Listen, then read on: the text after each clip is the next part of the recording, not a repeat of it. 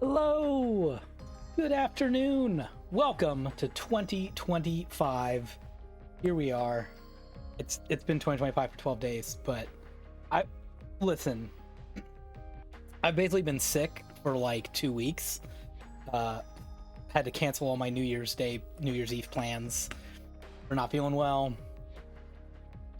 Had a leg injury that made it so I didn't want to sit at a desk very much. SPOC, welcome on in. Hello. Scotch and Hobbies, welcome on in. Hello. So I've got quite a lot of things I've been meaning to show off for like 2 months or more. All right, not 2 months, but like 6 weeks. I had a birthday in that time, so I went ahead and got a whole bunch of my own retro pickups and did that. SPOC was also sick on New Year's as well. It was something that went around. It was awful. It was bad. But yeah, so I've got basically 3 categories of things to show off here. I've got the normal eBay pickups, the things that I, kind of have every time to show off. I only got a few of those, but I'll probably start there so I can get that out of the way. I've got the Christmas and birthday gifts that I received and picked up, and Black Friday deals and all that stuff. I got to show those off so that I can put them on my shelf and put them away. And then finally, the Lucky Games order that I put in to get a bunch of retro video games. So I'll show those off, and those are going to have a little bit of cleaning on them as well. So let's kick into my first eBay purchase. Mars Petrona, hello, welcome on in. Yo, happy GDQ hangover day. That's right, I am here to alleviate your hangover and your withdrawal symptoms of Twitch by providing additional Twitch content. You're welcome. Here we go. Here's our first pickup. This is our first eBay one to clean off. Tiny Toons Adventures 2, Trouble in Wacky Land. The Tiny Toons games are all pretty good. They're all pretty good. So this one really is totally fine. It doesn't need cleaning at all, but I'm gonna open it up anyway. Did I get the right screwdriver? I did. How's everybody else's new year treating them? How was GDQ? I did watch a lot of GDQ this year. Again, because I was sick, I spent a lot of time on the couch or in bed, just with Twitch up, just watching. Sometimes playing a game in the background. Got a few small little beats in there. Got a good start on the Polykill 2025 bingo challenge, which is pretty much what I do every year. Get a great start and then peter out and barely beat anything at all in the entire back half of the year. That's me. That's what I did. Once NCAA football 2025 came out, it totally ruined my beating. I put like 450 hours or something into that game. Way too many. Don't do that. Wouldn't recommend it. Weirdo Marma, welcome on in. Yes, Sir Liosi, ASMR. That's right. I gotta bring the mood down if I want to do ASMR. Scotch and Hobbies only watched one run. Didn't see it live. Just watched the YouTube video of it afterward. So let's take a look at this board and see what we got going on so far to get started. Hello, BB Alex 48DXX is following. Hello, welcome on into the stream. We're here to do some cleaning and pickups and stuff. See if I can get better. Usually I don't have a problem with it zooming in, but it's struggling today. Doesn't want to. What if I move these? Is that gonna help?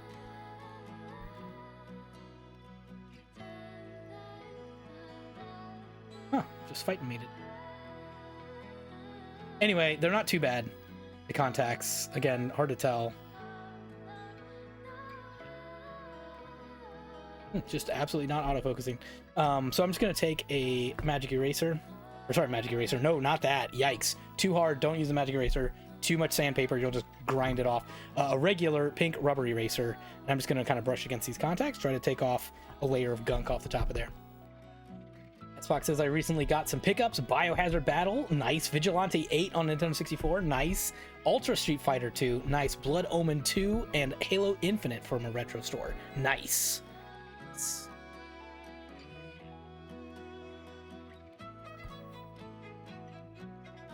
Again, this game's in pretty good shape. I don't think I'm too worried about this one not working necessarily, but just, out of habit on all of these, especially Nintendo games, I'm going to want to wipe them all off and try to get these boards as clean as I can before I put them on my Nintendo, just so I don't have as many of those issues with booting up games. You know, the more dirty cartridges I put in that system, the less likely it is to power on every time or boot up correctly every time I try to put a game in there. So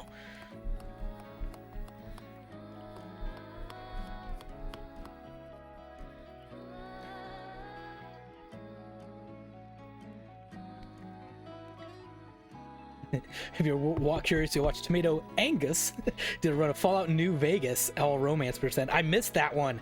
I was watching a whole bunch of ADDQ and I missed that one. I was like, that was like the one point where I was like, okay, I've watched like 8 straight hours. I need to take a break. But I heard it was awesome. And from GameStop, picked up Mario and Luigi Brothership, an Ace Attorney Investigations collection, a Koopa Troopa amiibo as well. Very nice, very nice. Mario Brothership may show up later in the stream. Spoilers.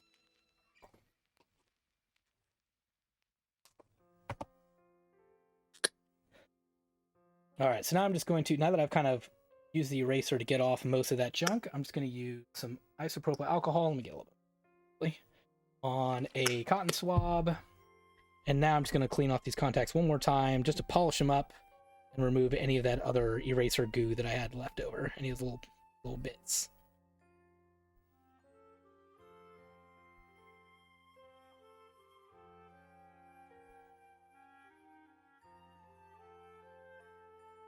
This one's a pretty easy one to clean. It's already in pretty good shape, so I shouldn't have to do too much. I'm optimistic that when I put it in, it'll work right away.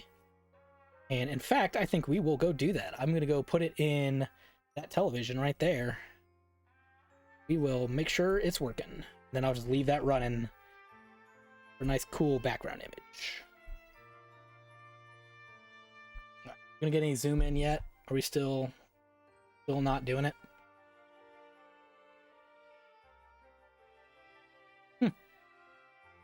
Not had that problem before where it won't zoom in.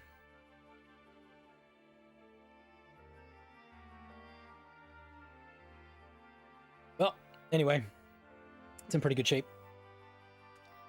The board itself is pretty clean too. I don't think I have a whole lot to do here. I don't see any visual issues. Just about the cleanest Nintendo cartridge I've ever seen in my life, actually.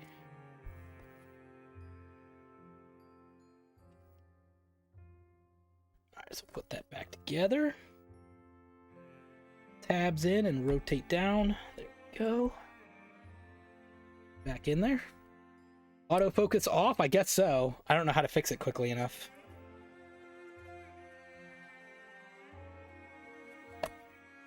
I knew something was weird when I started the stream though, because my video was upside down. So I had to fix that. I had to transform it and put it back up together. Right side up again.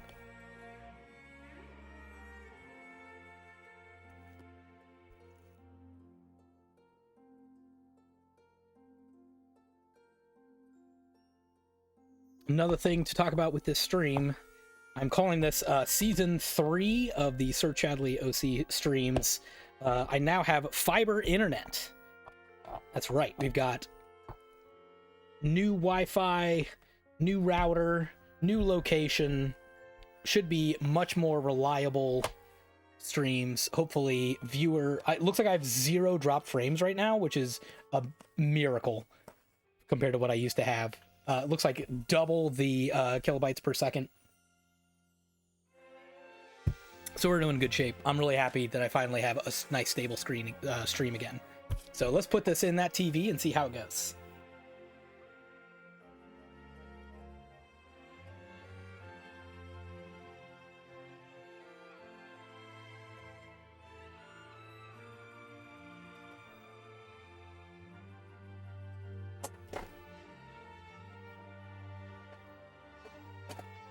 Looks good. It's booting. It's playing. Love to see it. Love to see it. All right, so that was Tiny Toons Adventure 2. Next up on the eBay lot. Oh goodness. Okay, this is a game that I did play as a kid. and I hated it. I did not care for it at all. And I was a hater, and everybody said, this game's pretty good, you should give it a chance. And I'm like, man, Nintendo 64 just does not have any good RPGs. It has Ogre Battle, but like, good luck finding that. You'll never find that in a wild, and if you do, it won't be obtainable. But this one's still low. It's still low in price, and I think that's because it's bad. But I'm going to give it another shot.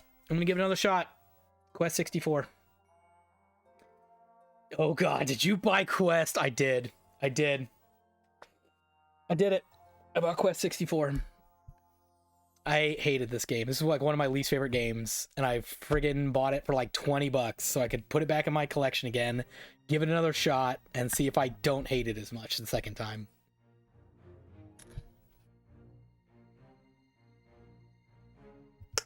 So I'm not going to take this one apart because the metal casing on these Nintendo 64 games is kind of a pain. So I'm just going to do the old-fashioned Q-tip with alcohol on it. And just scrape from here. See if that's good enough.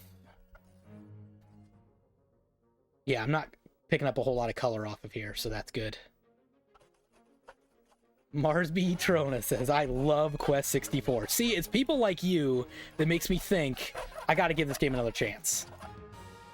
It's got some redeemable qualities for sure. I think I was just a wiener hater. I would have been, let's see, does it have the year on here? What year this released?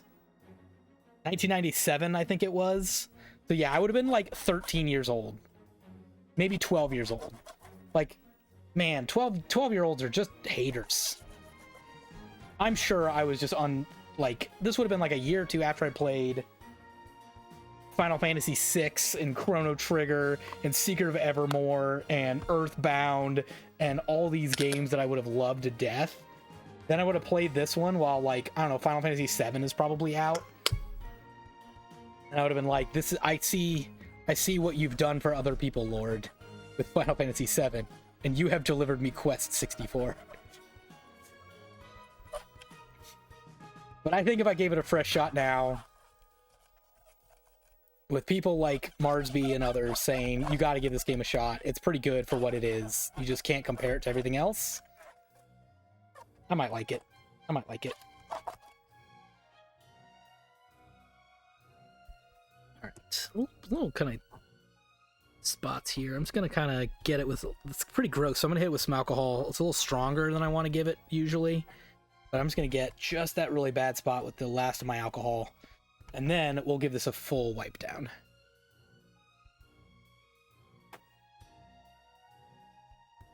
So I'm just going to use a paper towel with some all-purpose cleaner. Spray.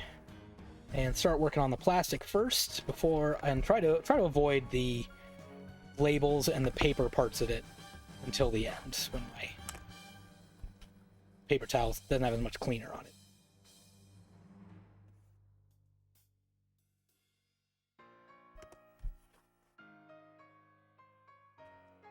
Cool, yeah, so not a ton of color coming off here, just a little bit.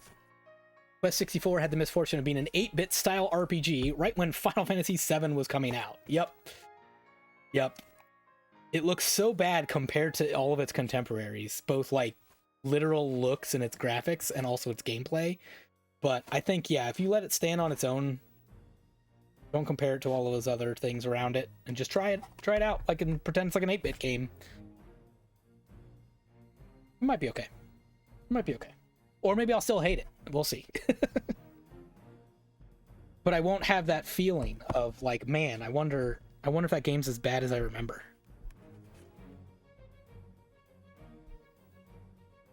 All right, it's still not focusing, but you can see that little dot right there where the light is. I'm trying to get that out.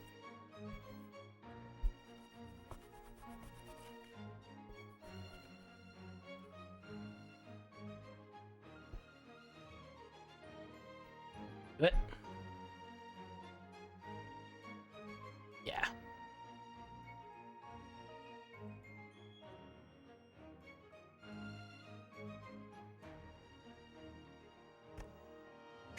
We did it. Quest 64. All right. Couple other more eBay games to show off here. Fast Food Panic. Look at that anime art style on there.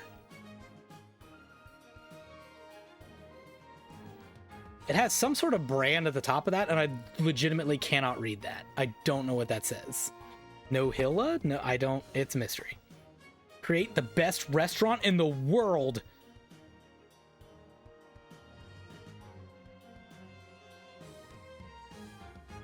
Is that any good?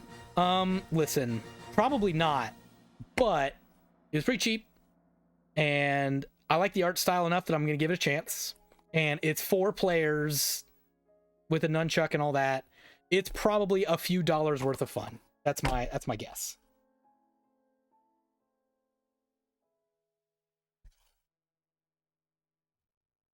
Okay, so I'm gonna see if I can remove this sticker that's residue that's up here. Someone already started it before I got here. Let's see if I can get any more of it off pretty easily. See if I can get it with just my plastic scraper tool. And if not, I'll get some stronger chemicals in here. It actually looks like it's coming off pretty okay. Shockingly coming off. So that's good. Quest 64 came out in 1998, so a year after Final Fantasy VII. It looks delightful. So yeah, if you're a video game collector and you like getting physical copies of stuff, now is a great time to pick up Nintendo Wii games and Nintendo DS games, because they are as cheap as they're ever going to be at this point. Actually, they were probably cheaper 5 years ago, but now is the next best time is now. At some point, all these kids who grew up with the Wii, who played it when they were between the ages of 6 and 12, they're all going to get real jobs and enter the real workforce and start making their own money, and they're all going to get nostalgic for these Wii games they used to play, and they're going to want to bring it back, especially because we're getting so far away from the types of games that the Wii provided.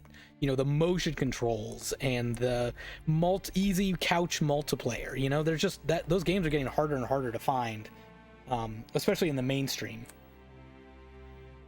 So I think we're going to see a big resurgence on Wii games at some point in the next few years. So if you want to go out there and try to find the hidden gems, go look now. Now's a great time to try to find it. Oh, we got that off in one clean piece.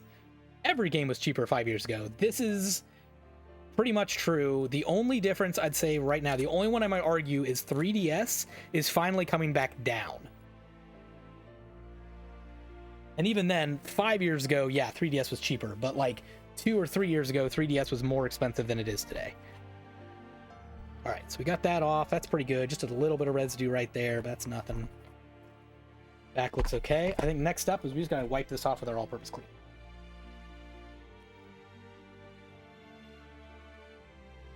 Yeah, I still have a few more Wii and Nintendo DS games I would like to have. Adam, take a good hard look at them.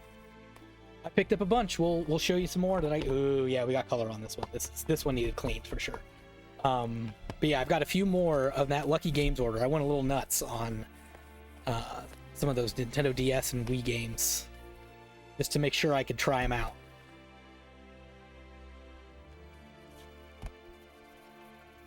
I think this is gonna need a second pass.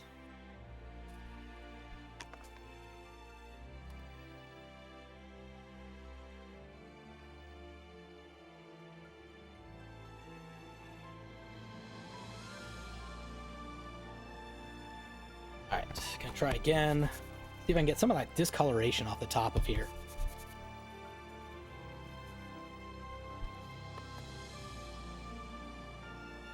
Pretty dirty game, but that's why we're here, is so we can clean these off.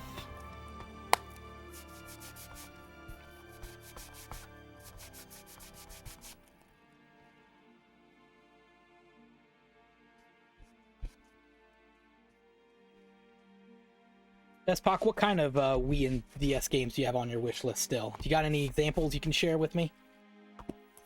Anything in particular you're still thinking I gotta pick that up before it's too late? Admittedly, Fast Food Panic was not on that list for me. It was not a, you gotta make sure you pick that up immediately.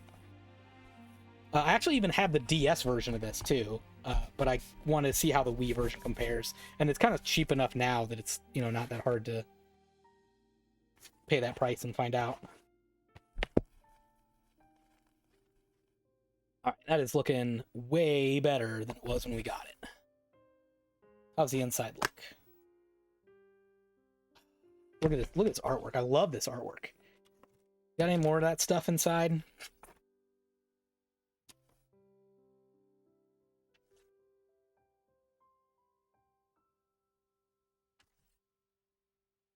So yeah, I'm not saying this is going to be like, ooh, another hidden, look at that little hidden sticker in there. Software GPG sale SKU 917780. Date 2017-2015. Let's go and get that off. That doesn't do me any good. Didn't even know I was going to have a sticker in here to remove.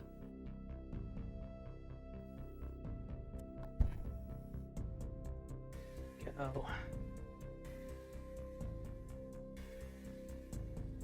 One piece. Excellent.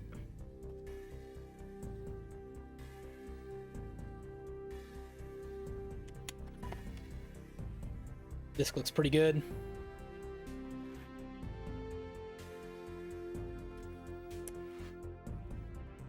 There's a little bit of junk here in the corner. I wonder if I can just get that. Oh yeah, that'll come right off. Just a real quick finger cleaning on that one. Not too intense, but let's see what we can get off.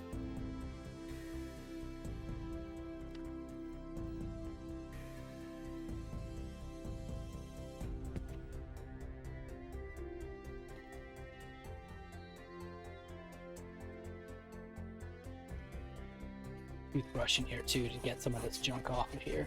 There we go. Some of these pieces. That's better.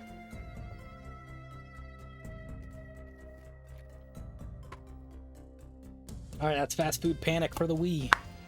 No idea if it's actually any good or not, but we will give it a shot. Oh, let me adjust this artwork too.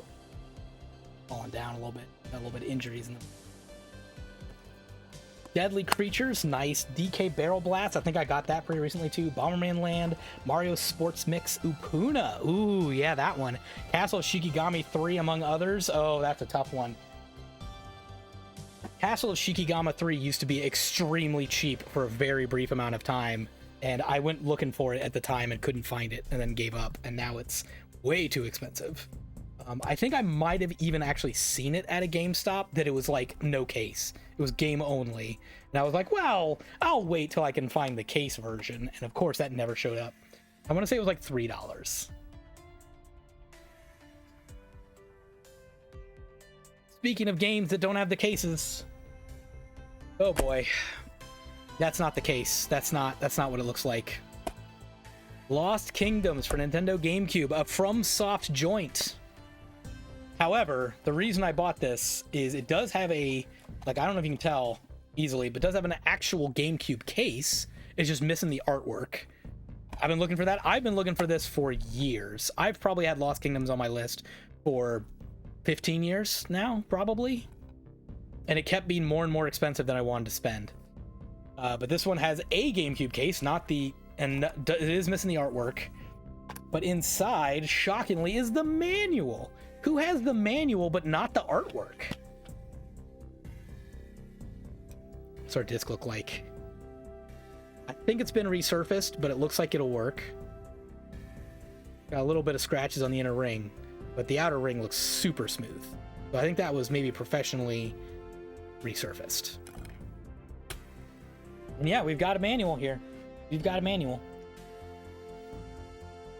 And yeah, just a sheet of paper inside. It's not anything special. So I guess I'll just give this a quick wipe down. It doesn't, it's like, again, I think my plan is that one of these days I'm gonna have to do my best to like print off some fake artwork. Try to get like a good paper and take it to a good printer and get a good copy of that artwork from online and try to get a few like repro artworks just for some of these games just like this where like it's not for, I'm not going to resell it, you know, at least that's not my plan. My plan is simply just to like put it on my shelf so it doesn't just look like that, but have something that's a lot better than a fake case with just paper artwork inside it. But I am happy that at least oh god, that was super gross. I am happy that I at least have a GameCube case that I can then use that for. And not like a Blockbuster case or something gross, you know?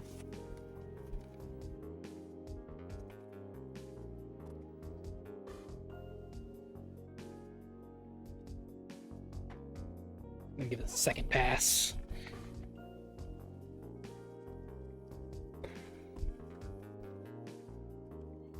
Trying to remember what I finally paid on this, but again, I think most people stayed away because of the horrible artwork on the outside, and I think it was listed as game only or something like that.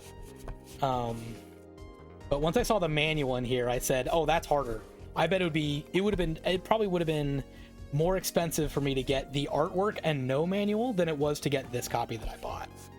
So, I think, like I said, I'm just gonna get some fake artwork and call it good enough. But it'd been much harder to fake the manual. And I think with a card game FromSoft game like this, I think that manual is going to be helpful. I think it's going to be helpful to know how to play this game. So, there is ironically a bingo square. Oh, hang on, I missed a spot. There's a bingo square this year that is the beat a FromSoft game. This very well could be it. Could be perfect timing to just get this in just before bingo square needs to be filled out.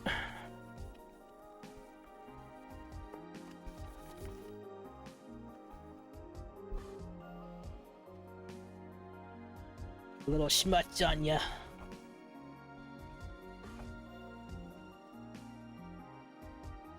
Can't believe how much effort I'm putting into this fake GameCube case. Like, who cares? Me, that's who.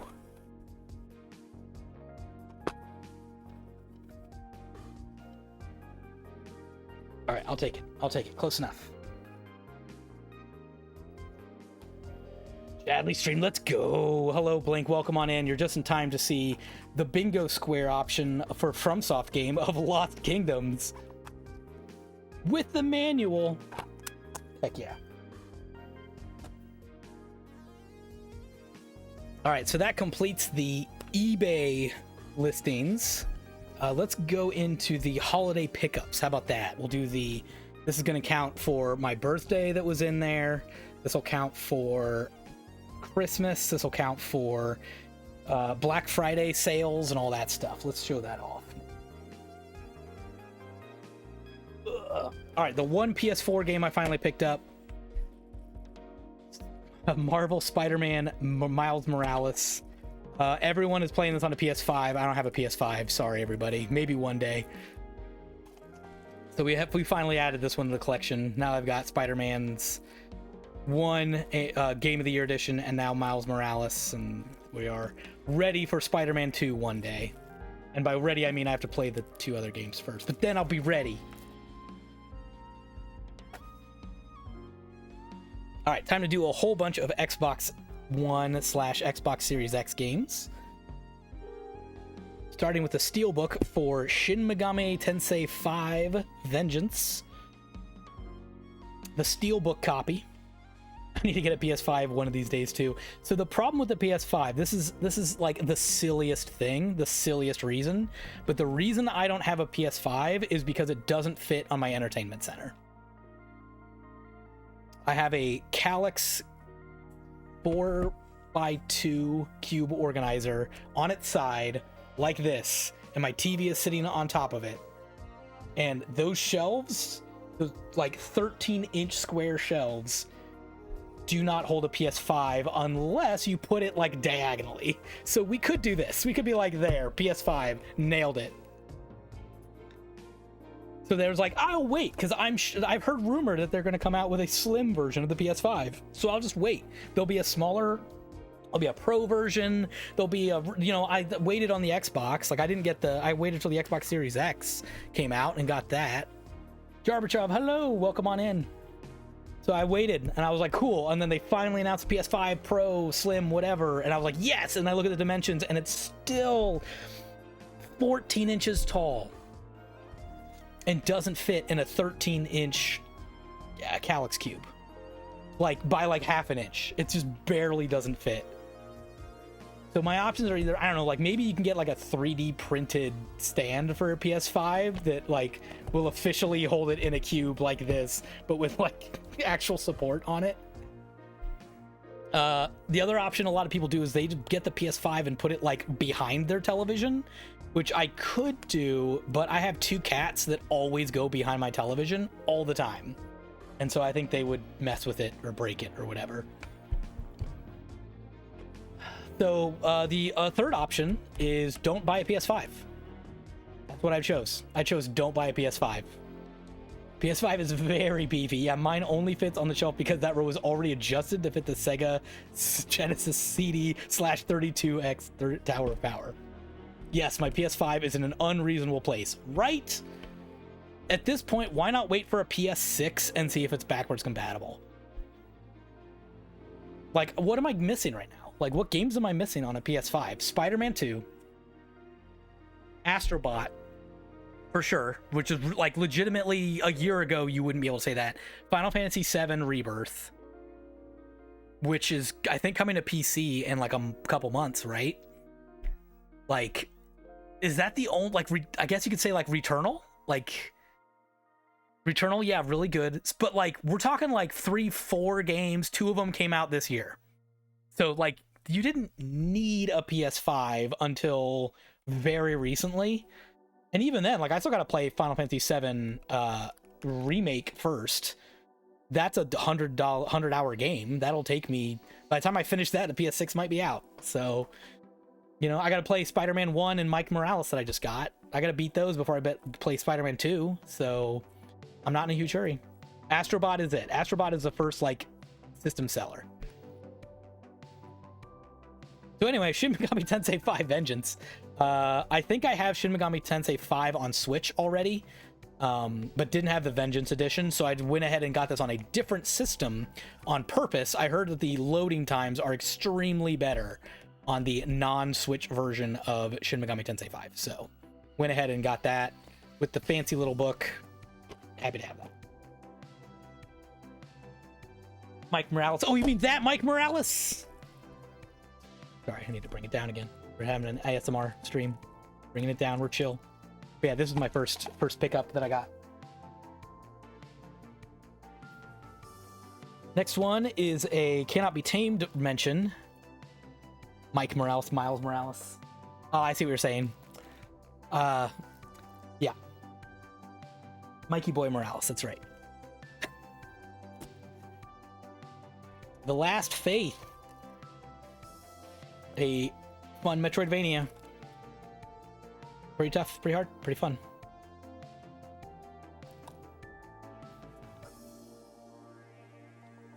And yeah, so yeah, Final Fantasy VII Rebirth is on PC this week. Rumored to come to Switch too, so yeah, I might not even have to get a PS5 after all. Really just Astrobot then, is maybe all you're missing.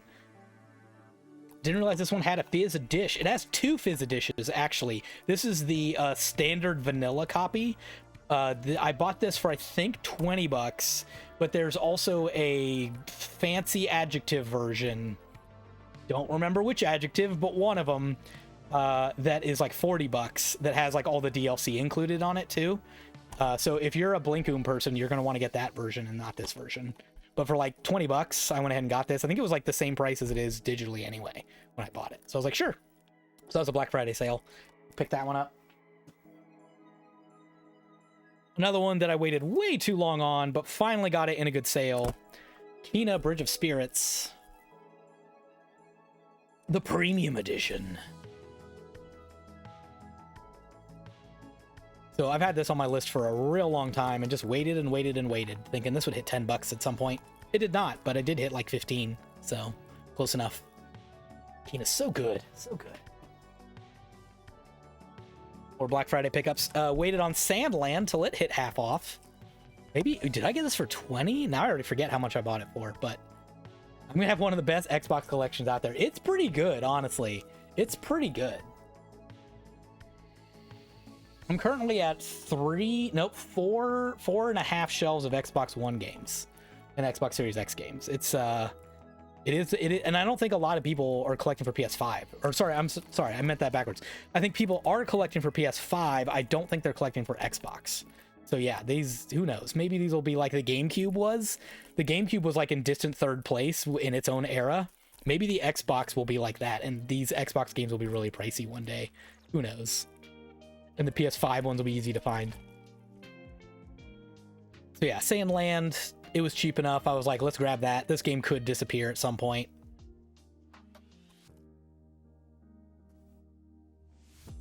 Oh, another one I waited a long time on. Sonic Frontiers. I remember talking to Blink about this one day and said, like, we were both like, all right, let me know when this game hits 20 bucks. And I think I got it for 18, and I think it went down to 15 like 2 days after I bought it. I was like, don't! But, you know, 18 is pretty good. The big sell on Xbox is Game Pass, so physical collections are scarce. Series X physical games are going to be worth a fortune. You might be right. You might be right. All those games on Xbox are on Game Pass. Almost all of them leave. The only ones that really stay forever are the Microsoft ones, and I guess whichever company Microsoft owns at the time. So yeah, happy to have that open world Sonic to play at some point in my life, but who knows when. I haven't actually sat down and played a Sonic game in forever. I do a lot more collecting than I do playing these days. But have more income than I have time. So I'm thinking one of these days I'm going to lose my job, but I'm going to be set because I'm going to have all of these games ready to go. Another one I waited on for a good deal. Star Wars Jedi Survivor. And again, like Marsby said, it's on Game Pass, so you don't need to buy this game, but if it's cheap enough, went ahead and added it. And I'll be ready. This game will come off Game Pass at some point, probably. And then I'll have a disc. I'll be ready.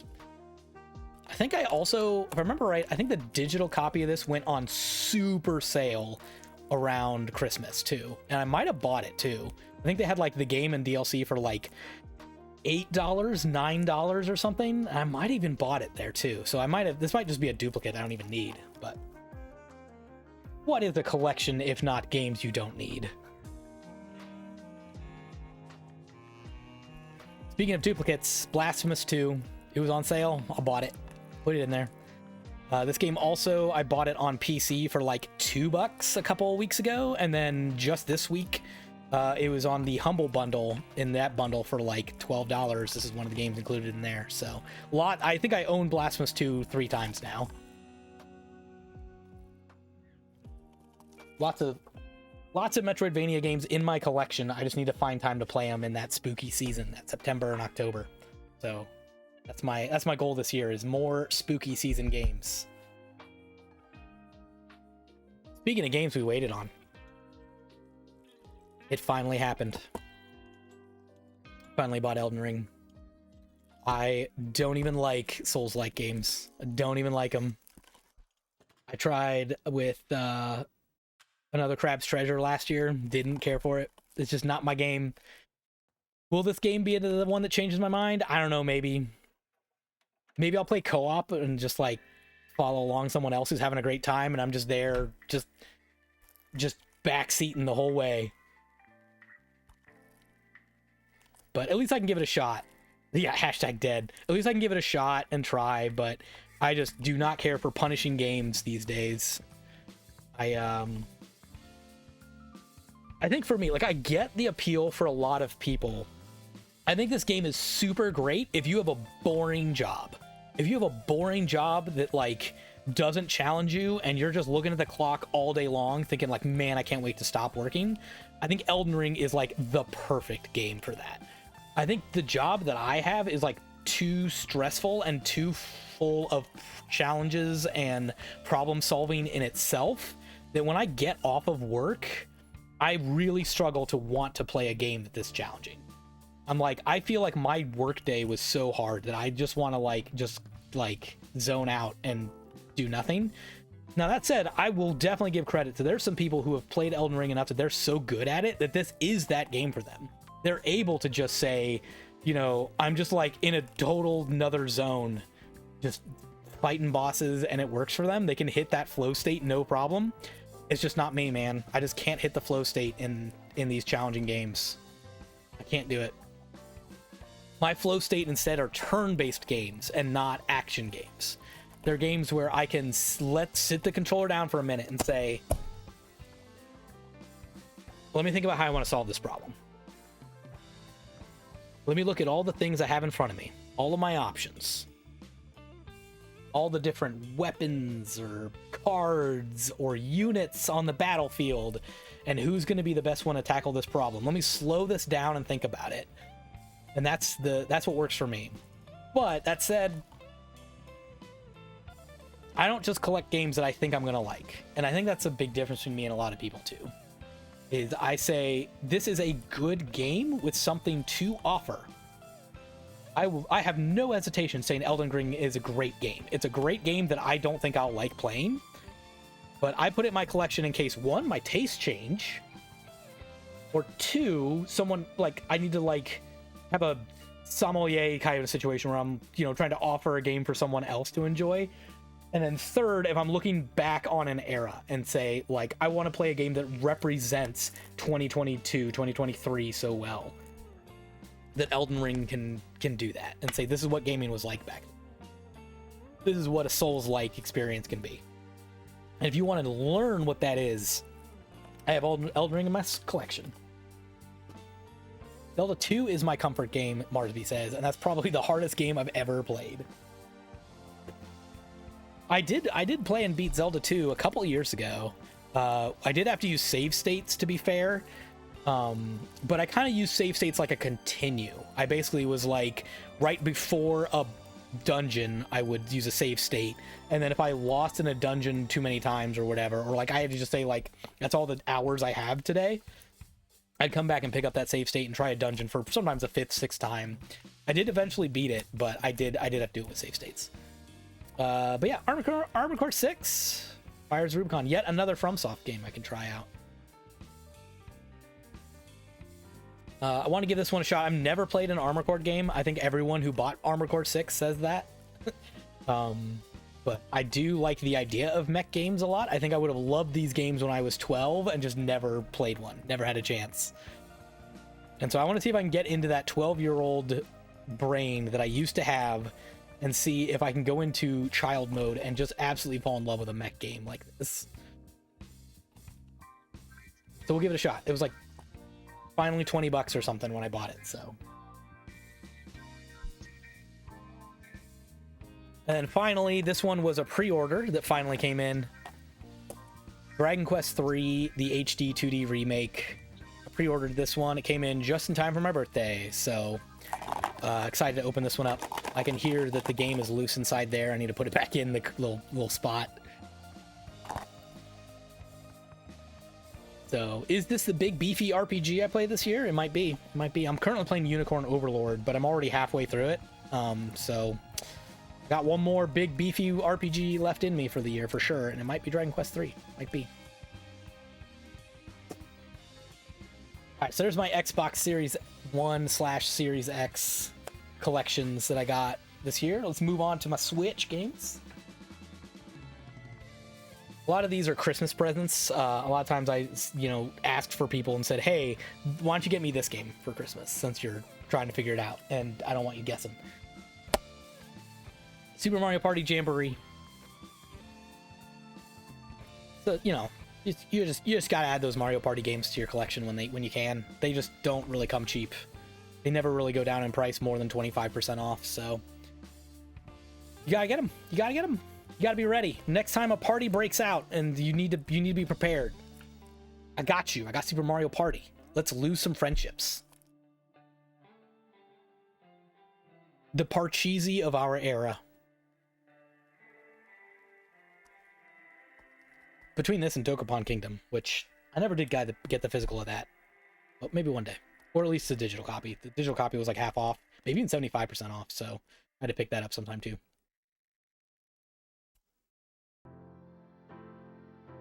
Next up on the Switch collection, went back in time and got Pokemon Mystery Dungeon Rescue Team DX. This was actually a Christmas present to my wife, who likes the old Pokemon games and has not played a Rescue Team game. So, got her one of these, see if she likes the old-timey 2D graphics and things that are in there.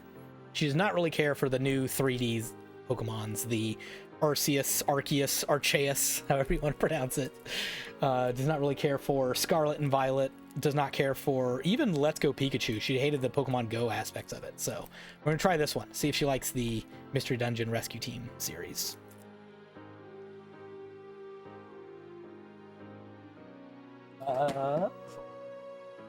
This is the most recent pickup I have. This one just went on clearance at Best Buy. Just came in.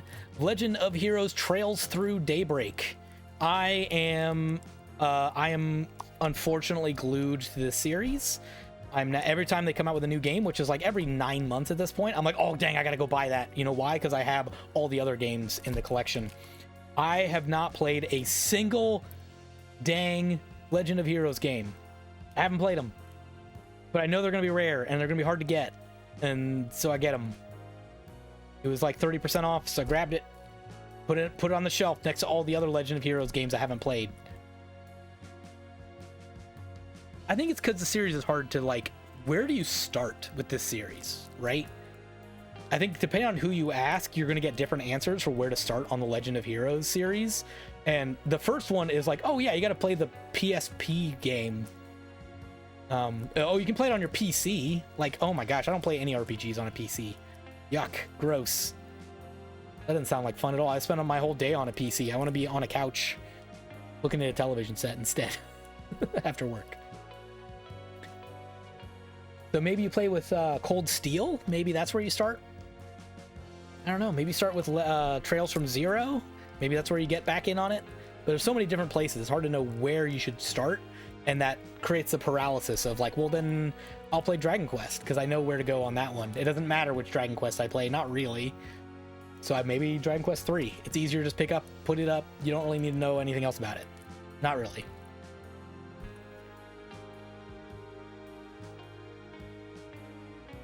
Oh, next one. SPAC brought this up earlier. Mario and Luigi Brothership. Got this from my older sibling. Thought it was important that they give me this present, being their brother, and I appreciated that. So we got that. We added to the collection. It's another series I definitely have not gotten that far in. I touched some of the Mario and Luigi games, but I've not finished like any of them. So again, another one that, like, so many of my Switch games is like, oh yeah, it just goes in the backlog for now. Like, we'll get to it at some point, but I'm gonna buy Mario games now when they're on sale instead of trying to find them in a couple years when they're hard to get.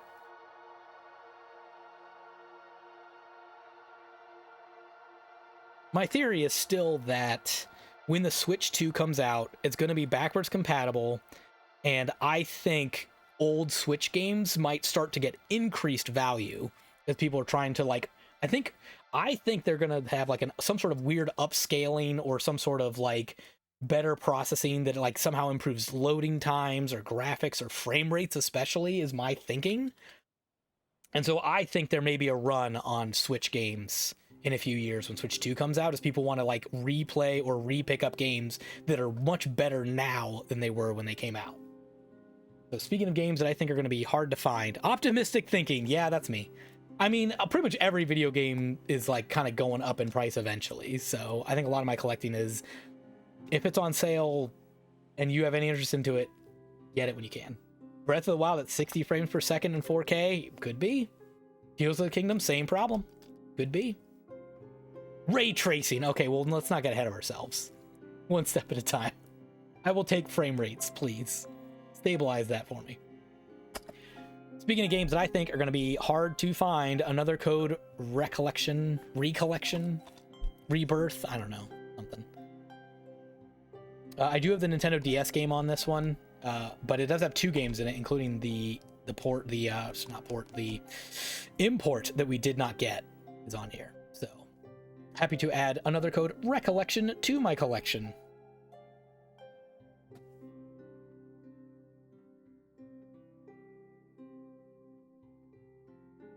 All right, this one was tough. This one's tough because I already own half of this. I own Monster Hunter Stories 2, Wings of Ruin already. This is the physical edition that has both on it. Oh, I forgot about Another Code. How have I not bought this one yet? That's where I was when I was like, oh gosh, I gotta get it. I think it's at Target. I think Target, last I checked, still has it, and they're like the only retailer that might still have it. So If you need to pick it up for yourself, physical, I think that's where I send you, is check out Target. Anyway, yeah, so this is kind of a rebuy, but it was, again, this was part of I think I got this from, was it Woot, I think, and they had like a 20% off, and it was already super cheap. So after all the discounts, this ended up being pretty darn cheap, and I went ahead and got it just to get the physical edition of Monster Hunter Stories 1, which I do own on 3DS, but I only have it digitally. So now I've got a physical edition of that one. It's got the second one with it. It says download required, but I think the download, if I remember right, is Monster Hunter Stories 2, which I do have physically in another form. So this contains my Monster Hunter Stories collection. I am really excited to try this one. I've played it. I think I played the demo of Monster Hunter Stories and really liked it, because I think Monster Hunter, again, it's a little bit of the, not Souls-like, but it's an action RPG where you have to, like, you know, time your button inputs correctly. Monster Hunter Stories takes it back to like a turn-based version, kind of like, almost like Yakuza Like a Dragon did. It like changes the combat into a turn-based, slower combat for you, which I think speaks to me specifically a lot. So I think I would like this. It kind of is like an evolved Pokemon. Again, if I don't like where Pokemon series is going now, I think the Monster Hunter Stories franchise is where I should be looking. So happy to have that one in my collection.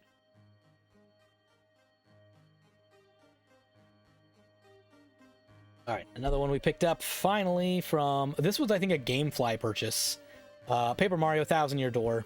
I do have the GameCube version of this. I have the GameCube version of this sealed, and I am so close to playing it so many times, but the seal on it stops me every time, because I'm like,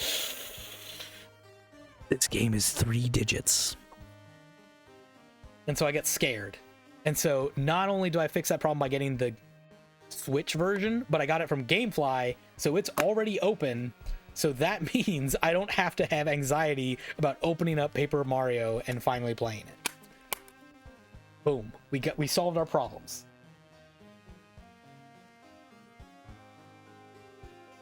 Another one I got from GameFly in that same order was Mario vs. Donkey Kong, a remake of the Game Boy Advance game. Does it need to exist? I don't know. Maybe not. You could have just brought the old game and put it on the Switch Online service, and it probably would have been just fine. It was a little expensive for what it is, but what are you gonna do, man? It's a Mario game. It's a Nintendo first-party title. You gotta buy it at some point. You gotta put it in your collection at some point. So we waited for the best sale we could get and said, close enough. Throw it in there. Let's do it.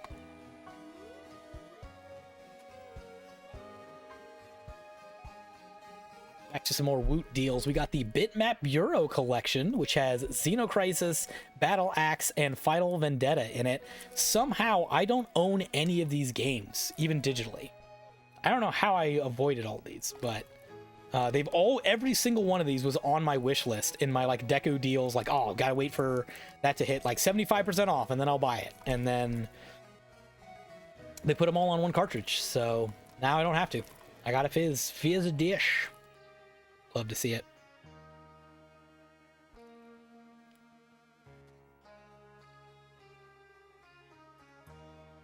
All right, another one you just got to put in your collection when you can. Super Monkey Ball, Banana Rumble, the legendary Banana Edition. You got to get all those Monkey Balls. They're all like, they all go to like 75% off at some point. So you just keep throwing them in your collection. Is this one going to be the good one? I don't know. You never know. You buy every Super Monkey Ball thinking, did they fix it? Did they get it just right finally? Is this the one? Is this the one that's going to bring me back to that happiness I felt the first time I ever played a Super Monkey Ball? Way back on the PS2 or the Nintendo GameCube or whatever it was? You buy it to find out. And Jarbatop says yes. Jarbatop says yes, this one is good. I wonder if I should put this in a big plastic sealed security case just to protect it. Protect it from varmints. Super Monkey Ball is more stressful than Elden Ring. You are not wrong. You are not wrong. You are not wrong.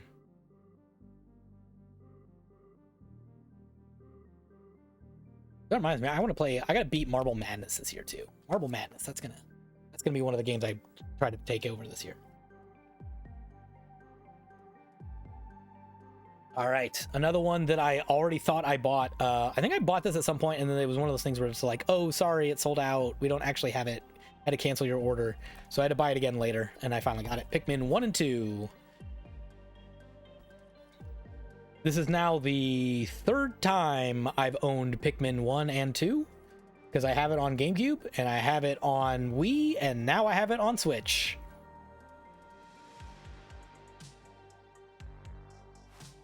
Love the Pikmin games. Kind of. I love the concept of them because they kind of are a strategy game. They're a little bit action because they're real time, but it's more of a strategy game and less of an Elden Ring game. So it's a good series for me.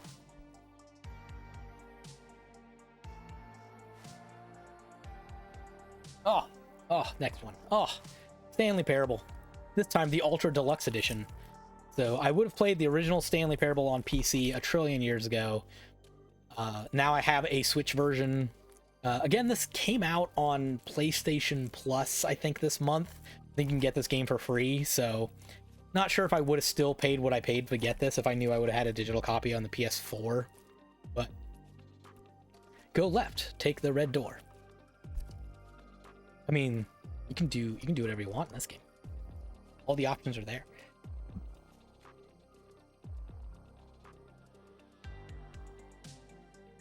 Oh, another game I probably paid too much for, and I don't even care. Sea of Stars. Sea of Stars. I bought this shortly after they announced the patch for it that like fixed the beginning of it and fixed the tutorial, kind of improved it a little bit. And I thought for sure, again, this is when the game disappears from shelves, is with this new update. So I was playing this on the Xbox because it was on Game Pass. But I think its performance is just fine on the Switch, so. And removed the charity fraud guy, the completionist. Oh. I did not realize that thing happened, and that was part of this. Interesting. Wow. Yeah, I totally missed that. Yeah, so I got a Sea of Stars is one of those games where I think everybody has this. Those games where you're like, I really enjoyed it and I didn't finish it for no good reason. Like life occurred, life happened, and by the time I got back to gaming, it was already behind me. And I don't know how it happened. I didn't mean for it to happen, but it was a mistake. And now I can kind of remedy that and play Sea of Stars again. This time I'm kind of excited to play from the beginning and try the new tutorial beginning area and see how it's changed. Right, he was a character in that game. And now he gone. Cool. Sea of Stars. Another game I'm really excited for, Wildermyth. This game was on my Steam wishlist forever. It never really went low in price, but this is a Chadley ass game for sure. Lead your party on procedurally generated adventures, face unexpected threats, and unravel mysteries in a rich fantasy world. Your choices reshape your characters. Deep tactical combat. Embark on epic journeys. Local co-op multiplayer. Oh, it almost zoomed in there for a second. It almost read it. But yeah, it's like a grid-based RPG where your roguelike thingy where your characters level up. Oh man. Physical monster compendium included? Oh, what a Chadley ass game. We gotta break into that one and play that for sure. Might be the roguelike of the game of the year for me. We'll see. Another one that I could have bought a long time ago, and I just held off and said, this is going to be cheaper. It's a Ubisoft game. You know they're going to drop the price on this one. I know you want to help to support developers. I know all that, blah, blah, blah. I'm just one person, man. I'm just one person. I'm not going to make a difference. At least I bought the game. So I bought it for, I think, did it finally hit 15 when I bought it? Maybe 20, but I held off as long as I could, and I finally got it. Prince of Persia: Lost Crown. This is also the game card version, not the code in a box version. So I got it just right time. And then my final pickup from the Black Friday sales and whatnot, Class of Heroes 1 and 2 Complete Edition. I already had these games on my PSP wish list, and they're pretty expensive there. It was basically cheaper to get the Switch remaster of the two than it was to buy the PSP games. So cool. Is it a good RPG? It's all right. It's okay. I don't know, man. Oh, hang on. That one's got a goober on it. That one's got a goober.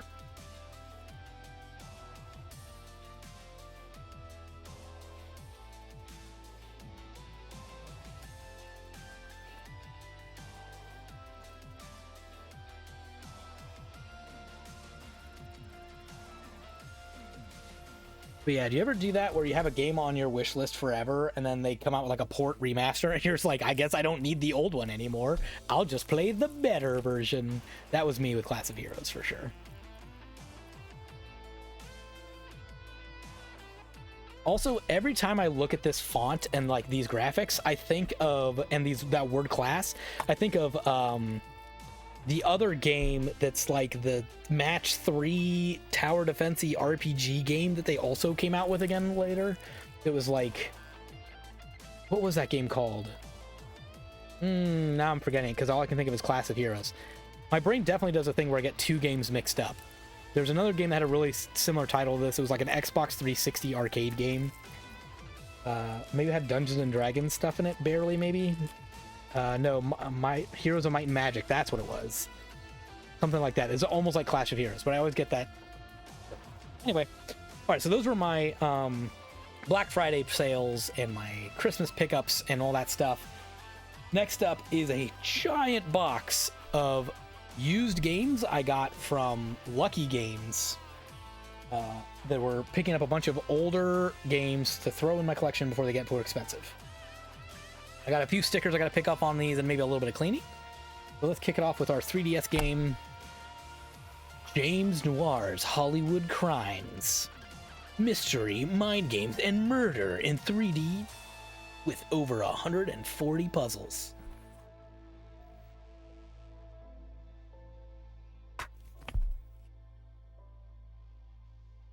It's fine. It's fine game. So I hear.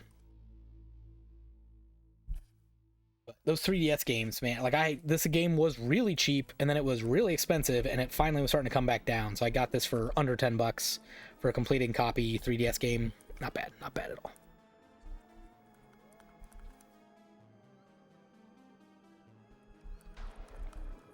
Now I get to find out how hard these stickers are to remove. I don't think they're as bad as GameStop stickers, but they might still break on me. Gotta go nice and slow.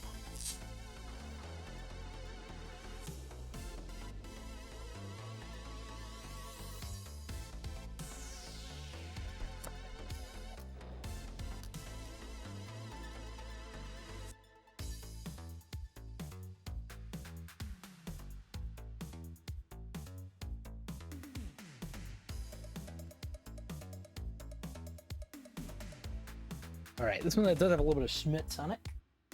We'll give this one a quick wipe off too. All these used games will want to clean these off.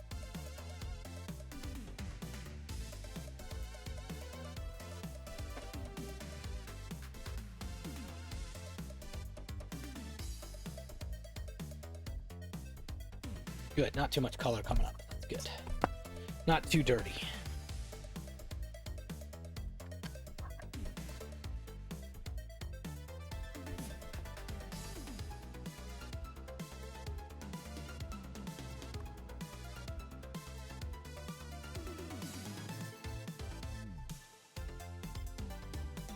I immediately know my failures. Can I get this open with these gloves on? I don't know if I can. Yes, we did it. Okay.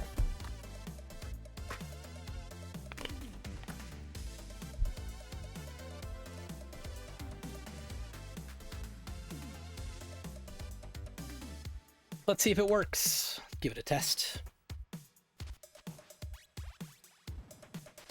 I think this is my only 3DS game today.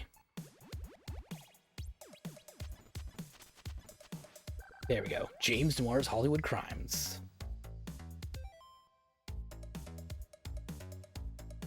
Booting up, it's always a good sign.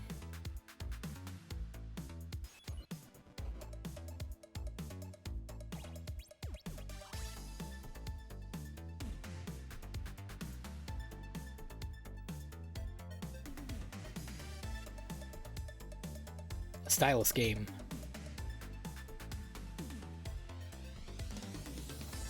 Christine or new game? All right, well, let's see what Christine was up to. How far do you think Christine got?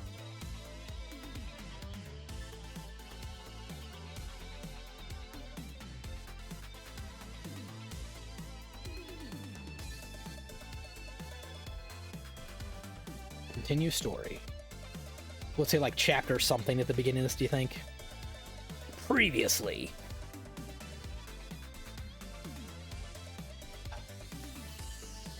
Spoilers! Oh, I spoiled it for myself. I spoiled it. All right. Whoops. I made a huge mistake. Sorry, everybody.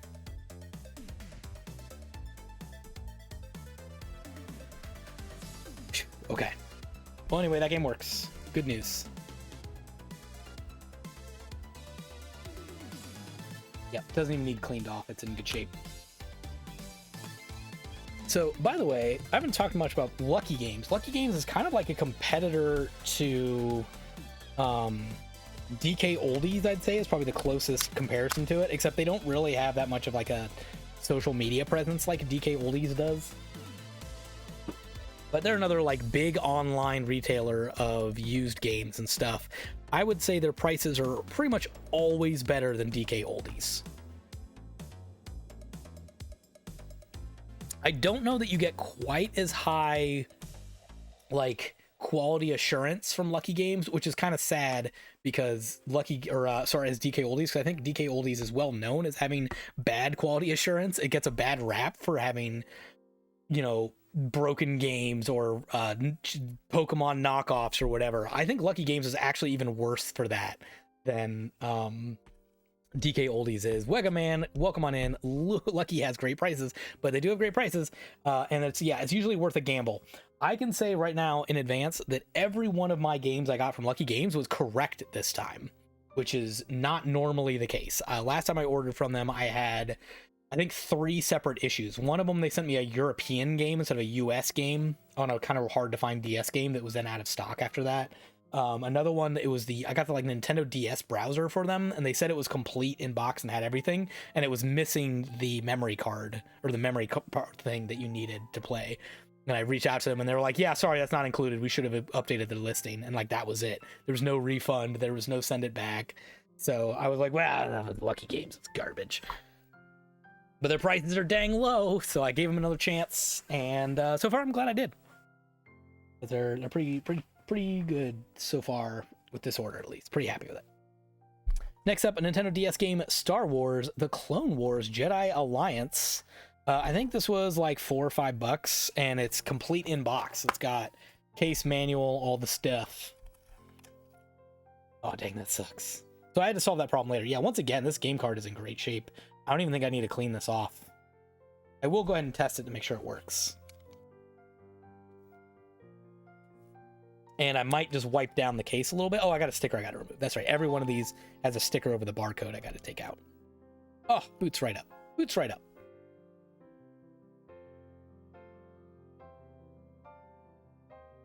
Oh, I don't think you can hear it, but I'm getting some real good Star Wars music.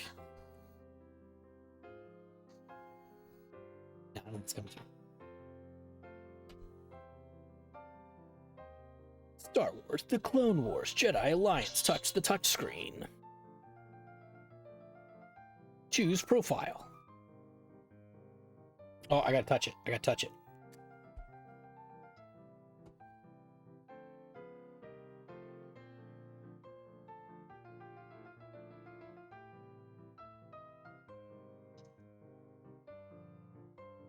How far did our previous person get? Oh, I think we beat it. It says 10 out of 10. I think this person completed the game, just about. There's like a few levels they didn't finish, but I think this person got to just beat it on this game. So they enjoyed it.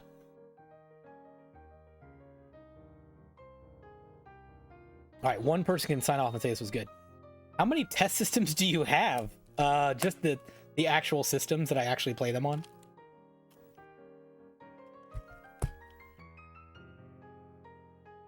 All right, Star Wars Clone Wars. Yeah, I'll put that back in the case for now. So, and I will lose that later.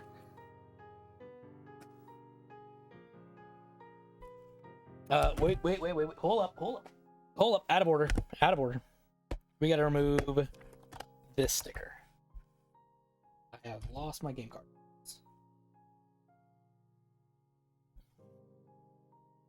But no, pretty much every time that when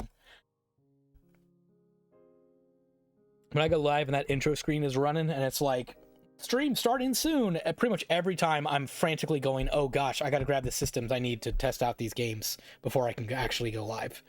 Oh dang, where's my Nintendo DS? Oh dang, where's my 3DS?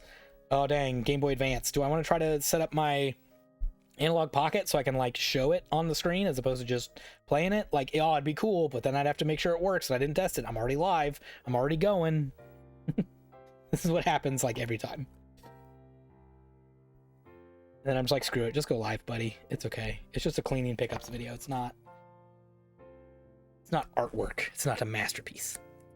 I mean, on your desk right now, I feel like I saw a 2DS or something, and now the Mario DS. Yeah, I'll show you. It's true, it is absolutely overkill.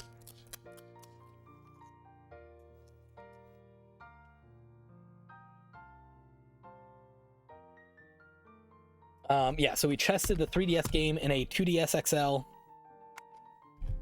We tested the DS games in a Nintendo DS with a Mario on it. And then later, spoilers, when I have Game Boy Advance games, I've got a Game Boy Advance SP to try out too. So we'll test all these games out on all these systems. This also has just a little bit of gunk on it. So I'm gonna have to wipe this one off too.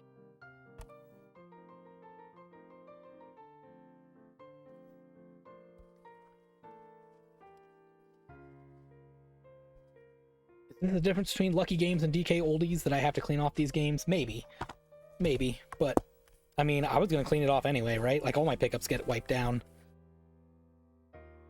So for me, it's like, yeah, you might as well save a few dollars, get it from Lucky Games.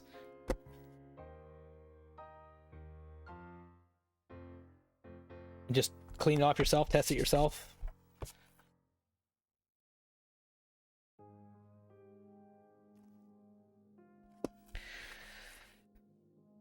DK Oldies, if I remember right now, also, they have like a separate listing on their website for games that are in bad shape, which is a cool idea, but it's definitely a big mystery of what you're going to get. Like, is it just a smut so I can clean off? Is it like a sticker? Is it permanent marker? Or are we talking like, you know, ripped label that's not salvageable?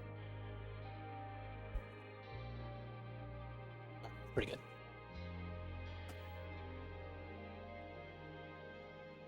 Let's see, what do I want to show off next? So I want to do more loose handheld games.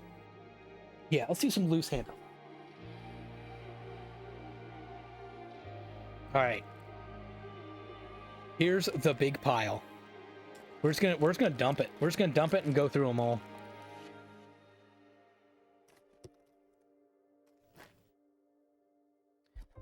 So I was saying earlier in the stream, now is the time to get your Nintendo Wii games and your Nintendo DS games, and like this is gonna be it. Like I didn't spend a whole lot of these on any of these, but I feel like they all have something worth playing, or at least worth knowing about. So first one up here apparently is on the floor. It is Flipper Critters. Oh, come on, let me show it. We're just not focusing today. Not happening. No, I threw it away again. This one is gonna need to be a little clean. It's got a little... Gee, you can't see it at all. If I do that, not gonna do anything? Nope, not happening. Love Flipper Critters. Wish there were more adventure pinball games. See, that's what I'm saying. Adventure pinball game, Nintendo DS. Nobody knows what this is, but Wegaman, myself, and Blinkoom. That's it. Those are the only three people who know anything about Flipper Critters.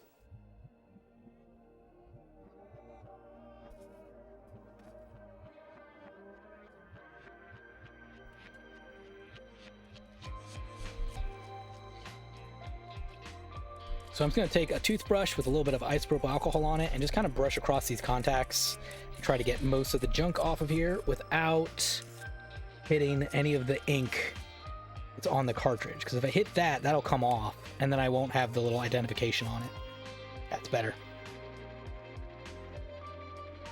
So yeah, I think it was $1.49 for Flipper Critters, like an insanely good price.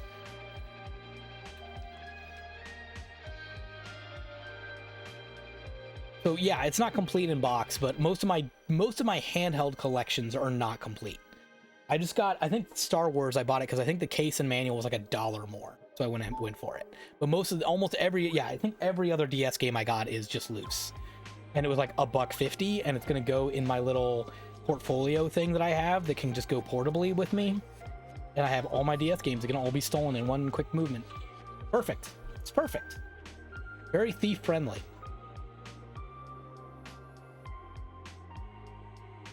Look at those Flipper Critters.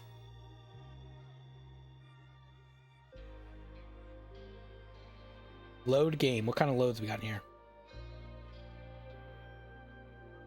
We got one from November 4th, 2014, and one from December 23rd, 2016. I'm afraid to click on it, but there you go. I got 2 save files. You're looking out for the little guys. That's right. This whole collection I got is pretty much all like this. They're all like, check out this weird, wacky Nintendo DS game. It's not expensive, and I just added it to my collection so I can show off other cool, weird things like that. Next up, here we go. I don't know if anyone knows about this game.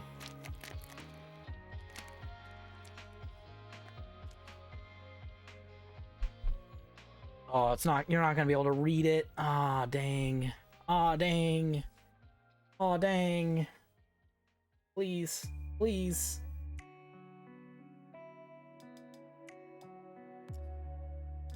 I'm trying. Anyway, it's Sushi Go Round. Sushi Go Round, not the other Sushi Striker game that you're thinking of. No, it's not that. Sushi Go Round. I might show a few seconds of this one. No, I don't think anyone knows what Sushi Go Round is.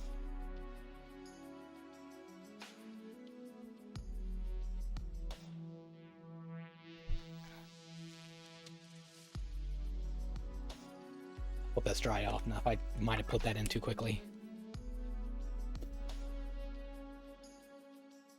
Nope, we're good. All right, let's see if we can show off a little bit of Sushi Go Round gameplay from our janky overhead camera. Gotta lurk for a bit. I'm out running errands. Oh man, no one's gonna know about Sushi Roundup. It's just gonna be a hidden secret. All right, well, good luck with your errands though.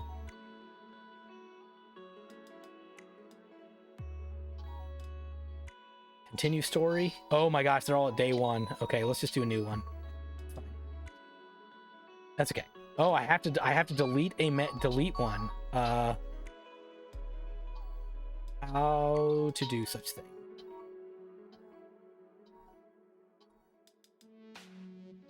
There we go.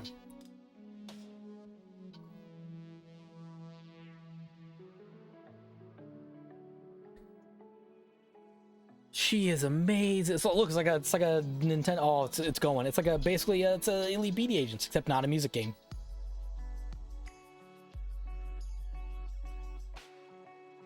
I'm not advancing it. This just goes. But something about I'm taking this girl to a sushi restaurant.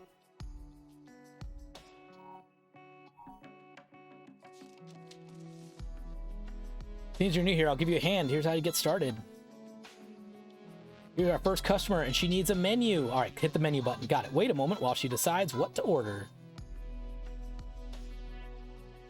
I'm waiting. She has ordered a California roll. Find out what ingredients are by opening the recipe book. This is basically a Wegaman stream right now. We're just cooking. We're cooking. Look, there's the onigiri. We made that yesterday. Remember that while you are looking, your customers are still waiting, so try not to take too long. Okay, you want a rice, seaweed, yellow stuff. Got it. In California, we'll use rice, nori, and fish eggs. Sure, that's what yep, We run out of rice. Use the phone to order some in. I need some rice.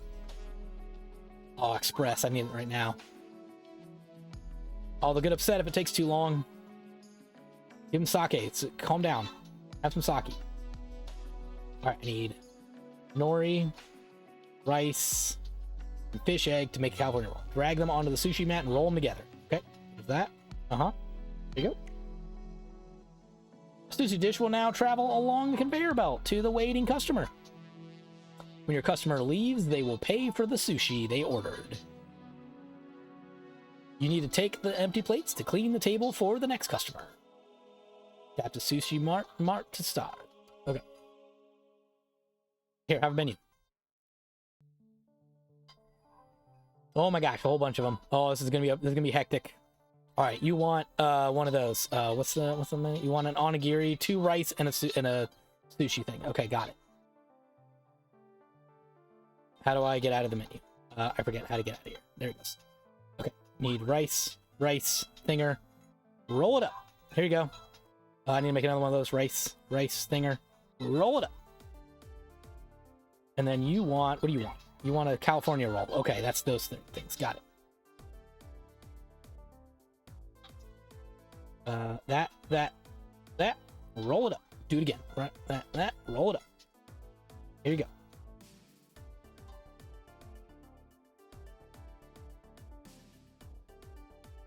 There's your dishes. I'm so happy. There's another one. What do you want? So yeah, it's another one of those sort of like, you know, cooking simulator type of games. Those cooking mamas. Well, not that as much like a Diner Dash.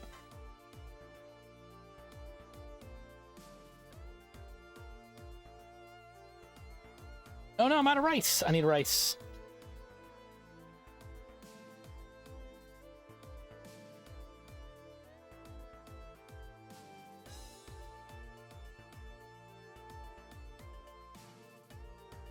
Almost out of those too.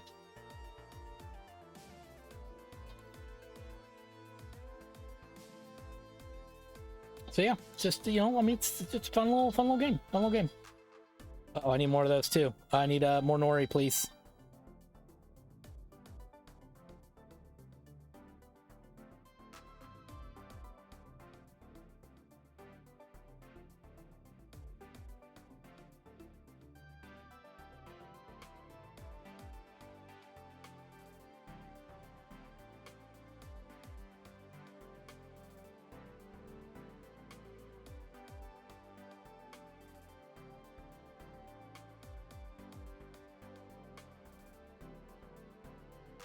Need more of this. Yeah, I could play this like for a whole day, easily. So that's the sushi roundup.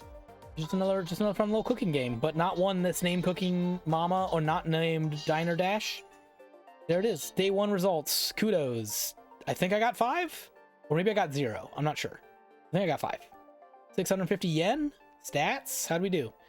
12 such customers, 12 served. Income, a bunch. Expenses, too many. Profit, 650. There you go. That's Sushi Roundup. That's a fun little cooking game.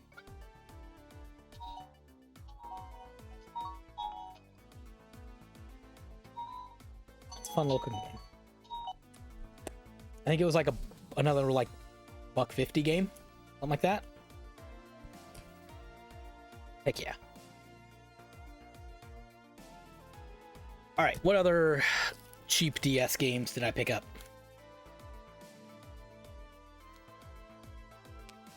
Here's one.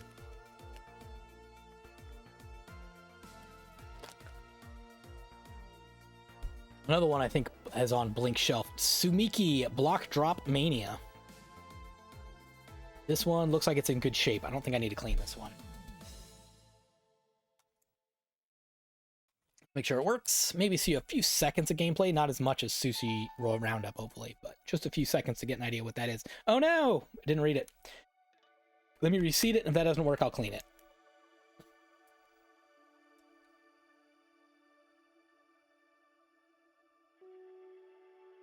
There we go.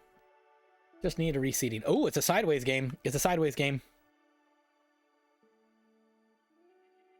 The Infernal Tower. I don't think that's what the box said on the front. think you renamed the game in the middle of me playing it. Single player. Rescue the Coplins on each level by completing various conditions. Sure, whatever. Oh, new game. Let's go ahead and skip the story. That's fine. We'll just get in here. Connect 3 or more red pieces. Oh. Is there a rotate, you think? Oh, it's just me doing it. Okay.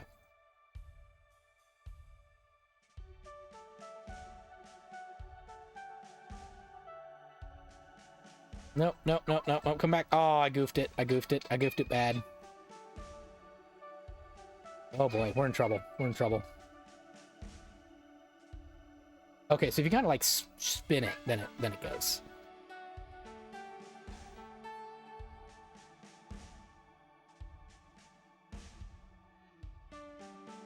No, come back. Ah, fell off again.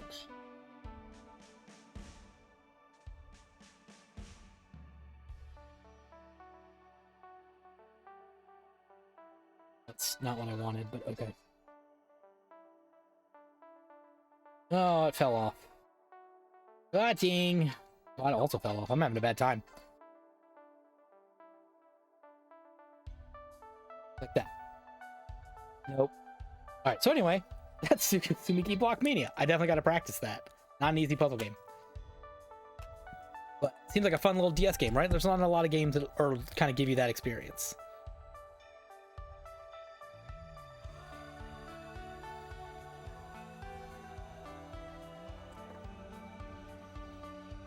All right. Here's a game that's just kind of showing off. Let's see, another pretty clean game. I don't think I need to clean that off. It is Quantum of Solace on Nintendo DS. I have this on Xbox 360. Is there a reason why I should own the Nintendo DS version? How about because it was really cheap? How about that? Is that a good enough reason? How about show off what the Nintendo DS tried to do in its poor handheld days? Oh, another Sideways game.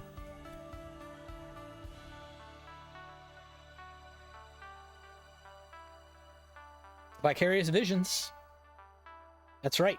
It's Tony Hawk Pro Skater 007 style. Uh-oh, someone didn't get very far in this one.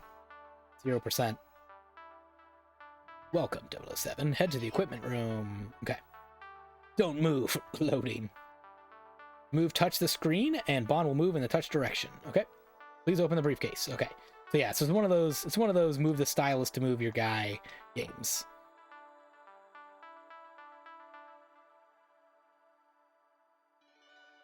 Pick it up, pick it up, pick it up. Just stay in front of it. There you go. Pick it up. There it is.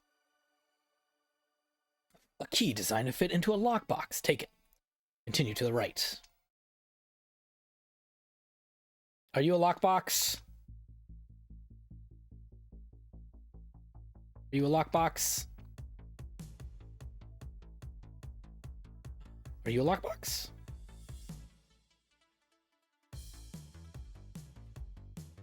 Oh, not sure.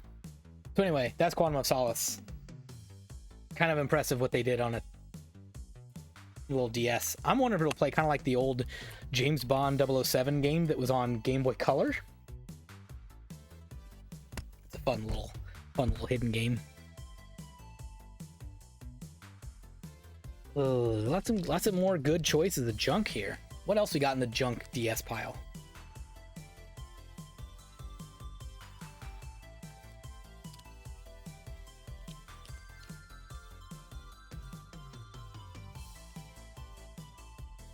We got Monster Bomber.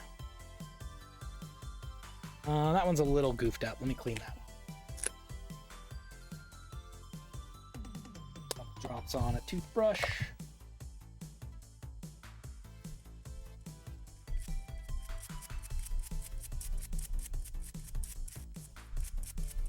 Give that a little scrubbing. Cool.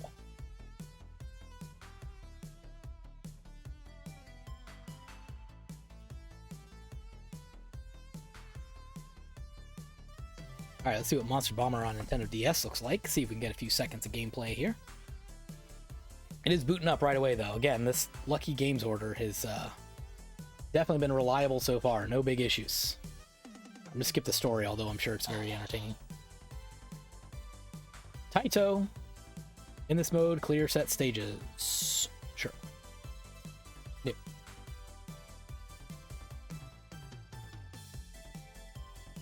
Yeah, give me easy mode. Defeat 20 monsters.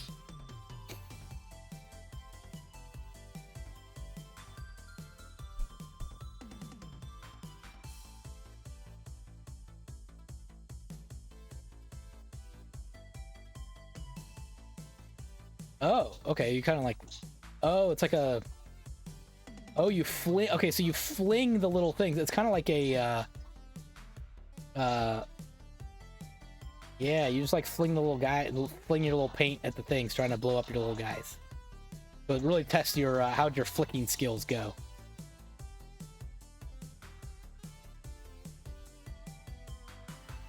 Gotta get good at your flicking. Flick well.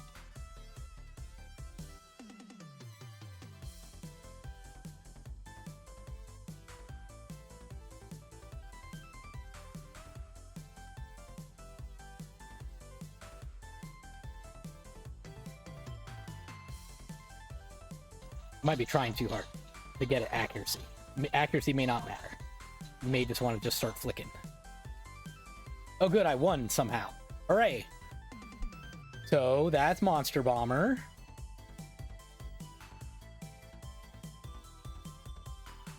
It's like a Puzzle Bobble. What else do they call that? Snood. Bust a Move. Lots of games like that. It's kind of like that, except instead of rotating your guy, you're flicking your little thing. A whole new take. So that was Monster Bomber. What's next? Oh boy, here we go. Here we go.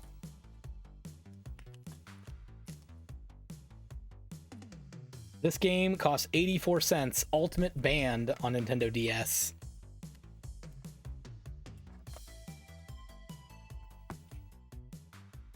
How bad do you think this is to be 84 cents?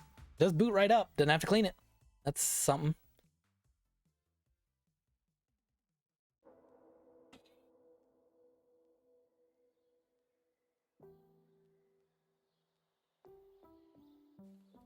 Yeah, published by Disney. So you think they have a standard, right? Oh, for maximum rock and roll, headphones are suggested. Well, we're not going to do that this time. Continue. Sure.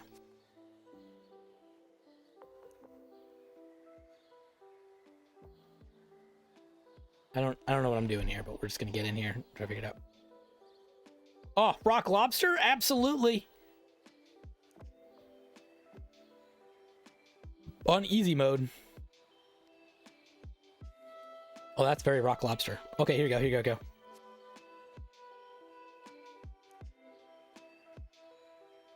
Oh, I see. Okay, so you have to hit the thing and touch it. I get it.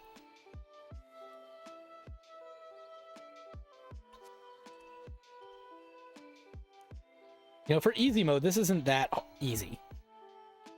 I mean, it's relatively easy, but it's not like, oh my god, this is for babies.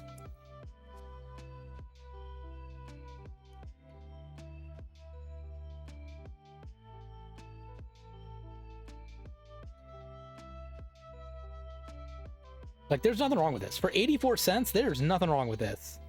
This is fine.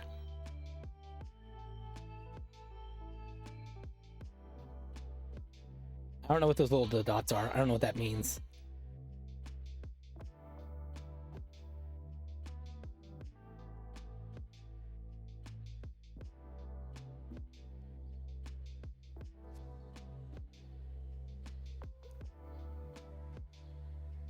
Can I quit?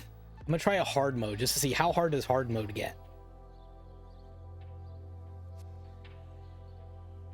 All right, let's do Rock Lobster on hard and see how different it is. It's faster. Oh.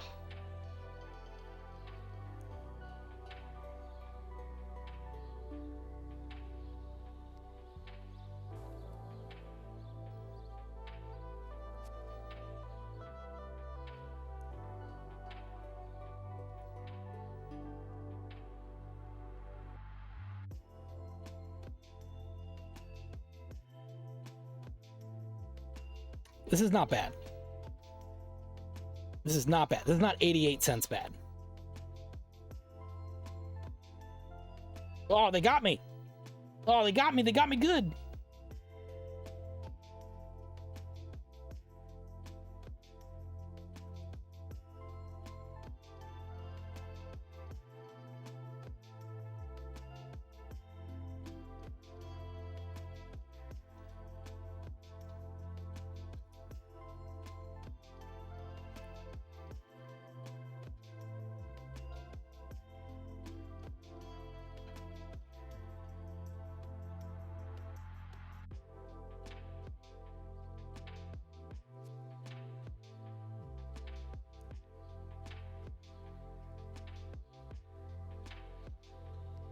It is like the whole song, though. There you go. Okay, no, it ended. It ended. Groovy. All right, how do you think I did for being hard mode first time? You gonna give me any sort of good score here? As made famous by B-52s. 89% of notes hit. Pretty good. So they also have drum options. Let's do just normal to see what drums look like. Is it kind of the same thing, do you think?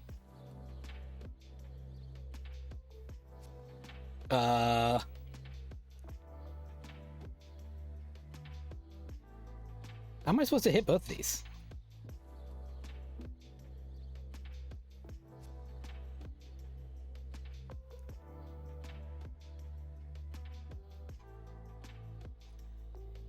Dang, that's hard. Oh my gosh. You have to hit all these things as they come down? That's a toughie. Alright, so there you go. Drums is for real. That's just normal mode. So yeah, this Ultimate Band? Are you serious?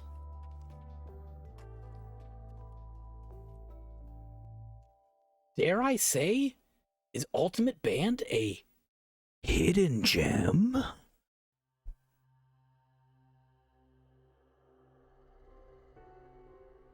gonna have to go digging into that one. That's not bad. That is not bad. And I like that hard mode was unlocked right away. You didn't have to play easy mode and then win to get to hard mode. That's cool. All right, next game. I got a bunch more to show off here, so I can't, but I will show all these off like that. But I will. Nope, we're gonna need to clean this one off. This is Konami's new new international track and field.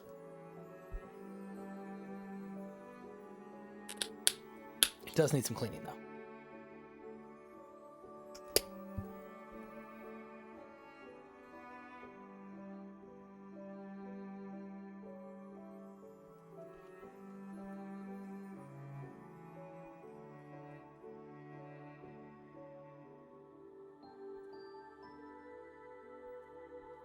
Go. All right, so new international track and field. I remember Stop Skeletons from Fighting said this game was cool for a reason, and I no longer remember what the reason was, but I remember him saying it. I remember adding it to my wish list and being like, oh, heck yeah, and then looking it up on Lucky Games and being like, this game is $1.47. The other thing to know with Lucky Games is because they're based in Florida, they don't charge taxes because they don't have like a sales tax there. So even though I'm not in Florida, I still got it for 0% tax. So it's like another 7.5% discount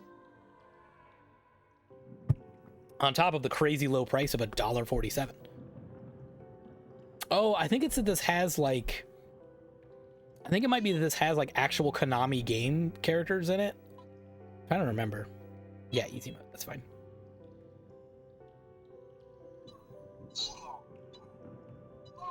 No, that's not that.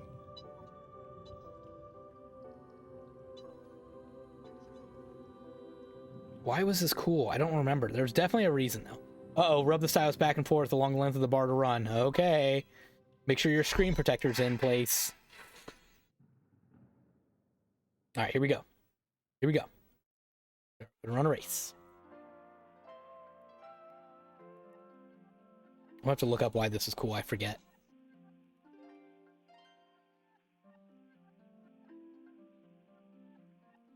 Oh, there we go. We are running. We are running.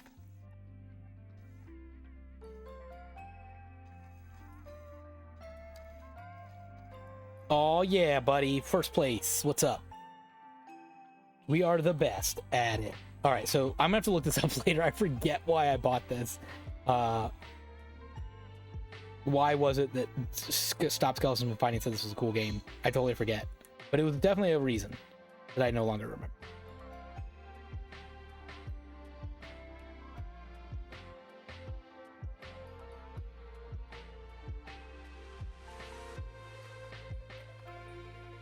Oh, look at me. First place. Heck yeah. Okay, that's enough of that.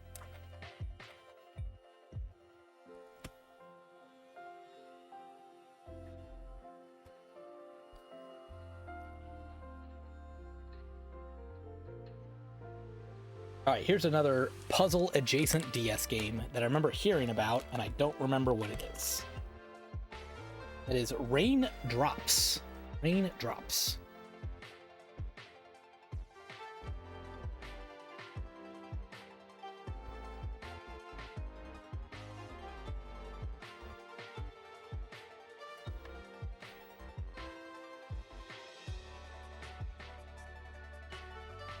Right up. See it?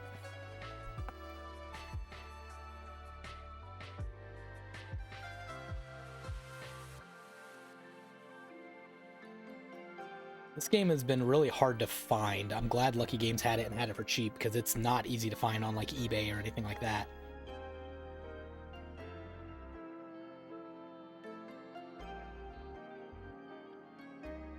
Let's start with easy mode. I'll just do continue. I want to get right into it. Not that I know what I'm doing. Oh, geez. Oh, okay. So you touch them, and when you touch them, that's where they fall, I think. And you're trying to do so many in a row, maybe? It's a mystery.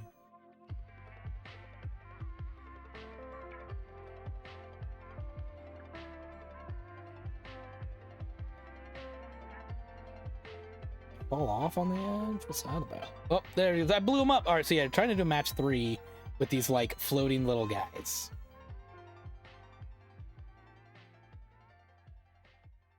If you don't let them get down on their own, they fall eventually anywhere, and then they just push out the outside. Interesting. And I cannot tell the yellows and the browns apart well at all. I don't think I have color blindness until I play this game. Then I'm starting to wonder why those colors look the same to me.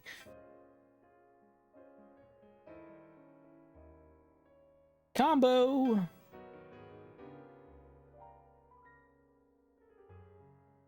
Alright, so that's Raindrops.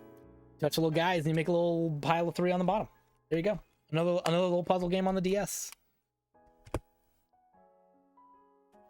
There's a bunch of them, but it's fun to find like new puzzle games that had like tried something new, that have like a new mechanic in some way.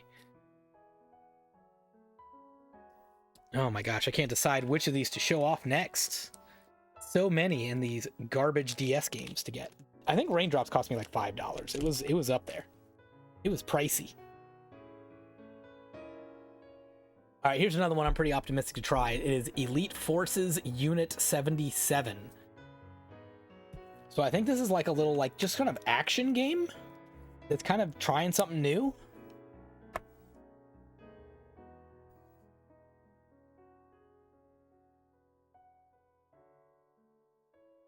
Deep Silver. I think they made some sort of good games, but now I can't remember which ones. Did they do...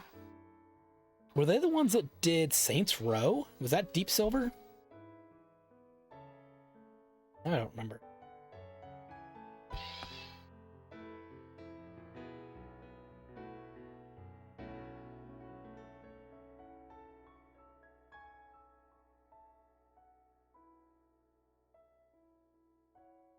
No idea of their whereabouts. What's become of them? Quick game. Let's just get into quick game. Let's get right into it, just to figure it out. Storyline, don't really care, sorry. Do recon of area and seek signs of terrorist activity, remove any existing threat. You got it. Daghammer. In addition to shooting with the machine gun, he can destroy vehicles with his bazooka. Sure. Regroup at the meeting spot. Okay. It is another stylus to move guy. I don't know how to shoot yet. Mystery. To shoot a target, there it is. Touch on it with the stylus. Shoot the targets.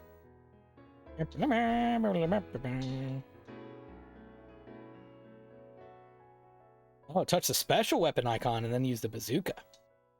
Shoot the barrels. Bang! Bang.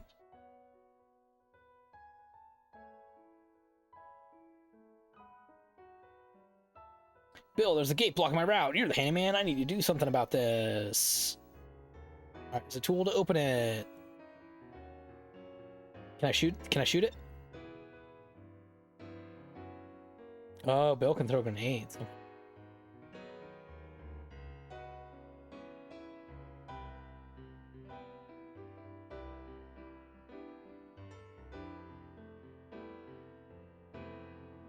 Hooray, we cleared the way with the grenade.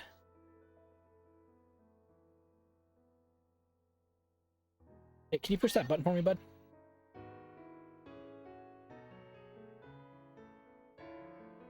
Thanks, bud. All right, so yeah, we got a little action game down here. We just draw your little stylus around. So yeah, got again like that's a pretty unique little game. There's not much out there that's like that. Only a few dollars. Try out Elite Forces Unit 77 and give that a shot. Speaking of giving it a shot, how about a tower defense game on a Nintendo DS? How about a tower defense game with penguins? Can I interest you in tower defense penguins?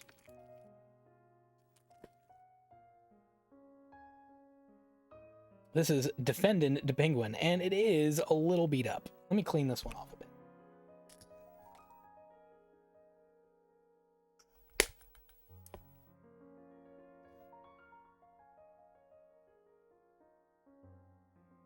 Yeah, this one needs a tiny bit of cleaning.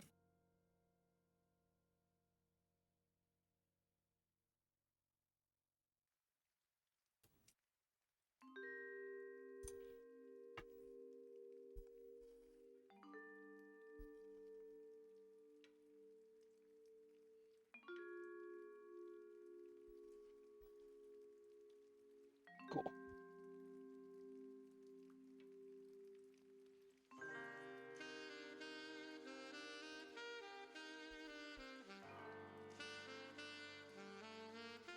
All right, let's see how that one works. See if that'll boot up. A little close. Uh-oh. All right, let's try reseating it, see if that's all it needs.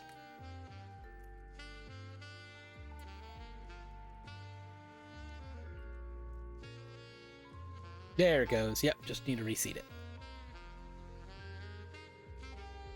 So this game is also on Nintendo Wii, but I thought of the two choices, a DS tower defense game sounded more fun than a Nintendo Wii tower defense game.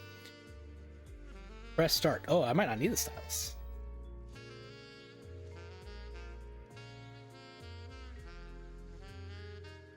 We did not get very far in Defending the Penguin.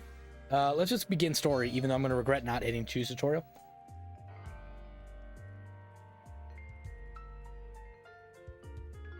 Skip. Do not need storyline. It is just a tower defense game. Okay, oh. Oh, I don't know what I'm doing. Oh, no. Is there like a build option? Place tower by sliding on the touch screen. What am I touch? Okay.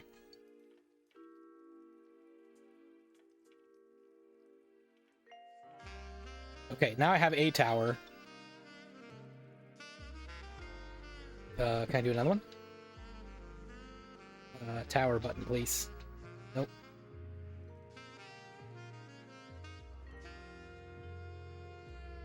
Alright, so I should have done the tutorial. I'm gonna lose the first mission. But only because I didn't know how to build a tower until it was too late. Looks like you need to build lots of towers, though. That one tower couldn't even take that guy out. All right, so we're gonna have to try that out. But basically, yeah, it's a weird tower defense game on the Nintendo DS with a little MOBA character you can move around and also help defend stuff. I think I just have to learn how to play it. There's a tutorial mode, and I said no thanks. So I'll come back sometime when I have time to play a tutorial. All right, how about another music rhythm game for you? How about another music rhythm game that costs like $1 or $2? How about a music and rhythm game that's for babies? Can I interest you in All-Star Cheer Squad? Let's find out.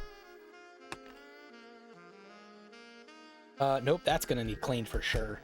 Again, I can't get my camera to work well today. It is not looking great down there. But nothing, a little bit of isopropyl alcohol won't clean.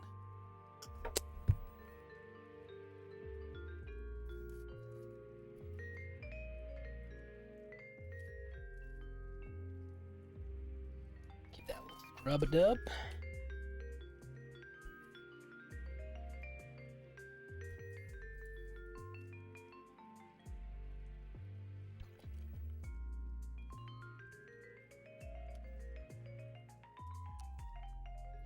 Now, my fear on this one is, will it let me do hard mode right away, or will it force me to go through easy mode first?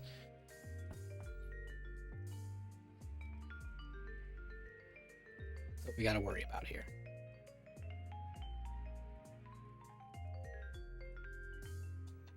Oh, new game. I'm the first one to try it. Ooh, yep, it lets you go all the way up to Elite right away. All right, let's start on All-Star, the second one, knowing that it could get harder than this, but it's also not as easy as it could be.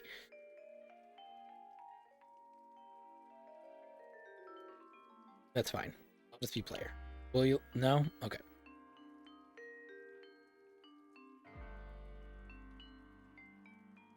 All right, put in my name, Chadley.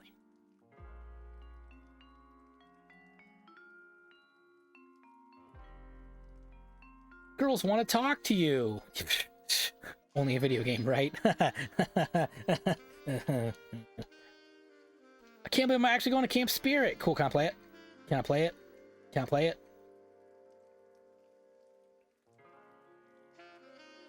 Oh, I'm getting an attitude already.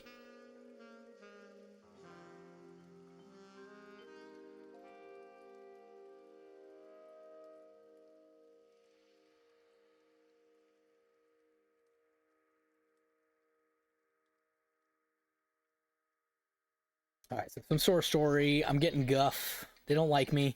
Mr. Mullet Gaming, hello, welcome on in. Hooray, Sir Chadley's back. How's it going? Happy New Year. Happy New Year to yourself as well.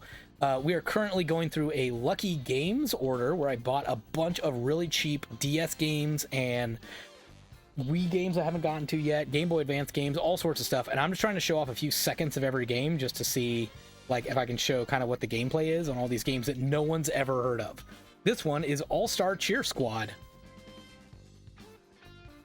Oh my gosh, there's so much talking. There's so much talking. I just want to be a cheerleader. I don't want to talk about being a cheerleader. I just want to be one.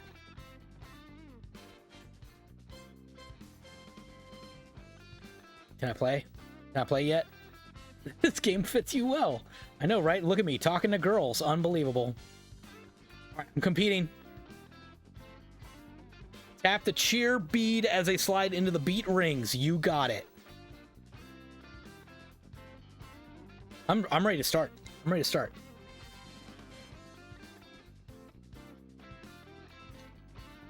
Oh, but oh wait. Oh man, this is normal mode. I'm streaking. So it looks like there's not much of a like oh dang. Not much of a like hit it on the beat problem. It's just you got to hit it like when it gets there. So despite being a music and rhythm game, it's not that musical.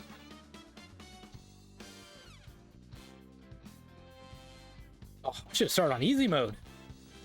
Dude, I'm not ready. I'm not cut out to be a cheerleader yet.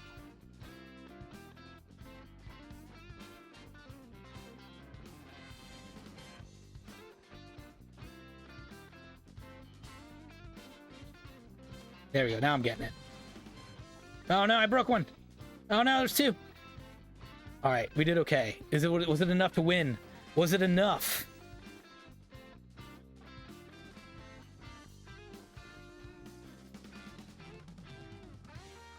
Oh, I got dunked on. Only an 80. Not nearly good enough. I gotta go back to easy mode. Alright, so outside of the story, there you go, the All-Star Cheer Squad. Looks like it's got some music and rhythm potential there.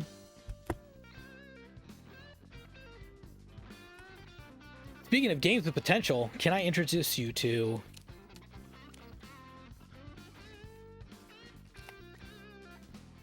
Wait for it. Guinness World Records. Wait, hang on, how dirty is it? No, looks pretty good, pretty good. Pretty good.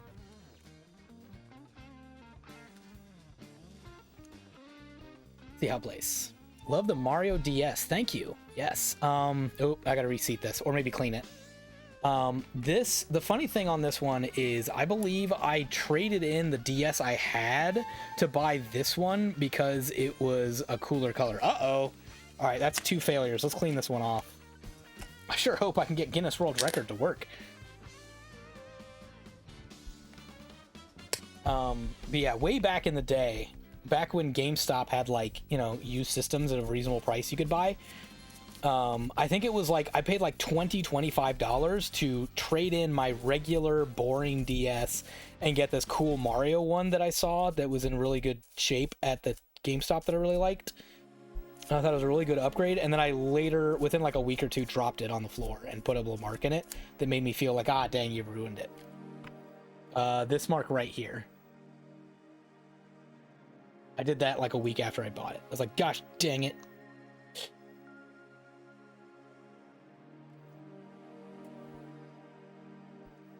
All right, let's see if that fixes it. You just need a little cleaning. It sure did. Oh, we got a sideways game. Guinness World Records by Telltale Games. Well, TT Games. I can't remember if that's the same one or not. But I think it's the WB Games. So those are the guys who did like the Lego series of games. Sure. Let's just be. Can I just go? Can I just start? Can I do it? How do I go? Oh, touch the character. Okay, there you go. Okay, I'm Meg. Touch the globe with your stylus.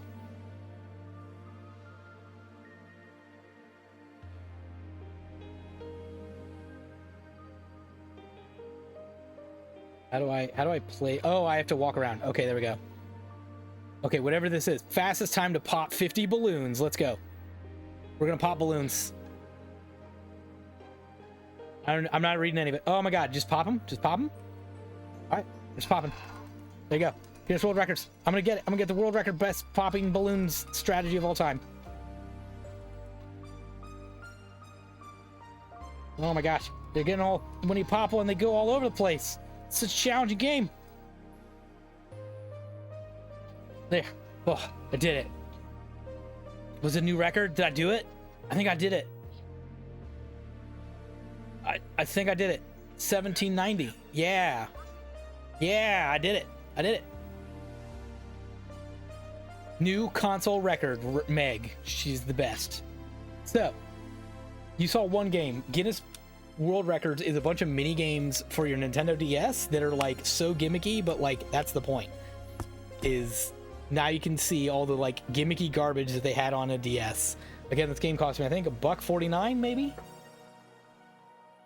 Why not? Why not?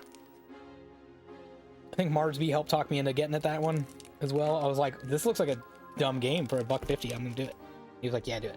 Speaking of dumb games, can I interest you in Minute to Win It? What do you mean no? What do you mean no, I can't interest you that? It's got Guy Fieri. It's got Guy Fieri. How could you say no to Guy Fieri? Oh, boots right up. Heck yeah. Guy! Ohio's own.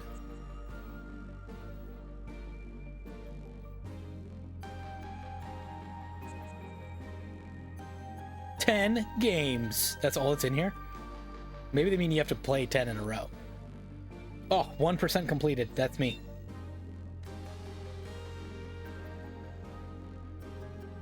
I would never say no to Guy. We're gonna do solo, shockingly. New show. Episode 1, that's fine. I just want to show off like one game. That's, you know what, that's fine. That can be me. There's like vocal tracks. I don't think you can hear it.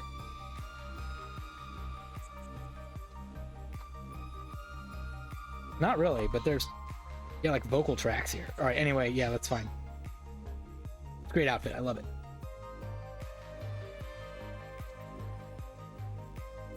Man, there's a lot going on up here on this top screen. Okay, that's fine.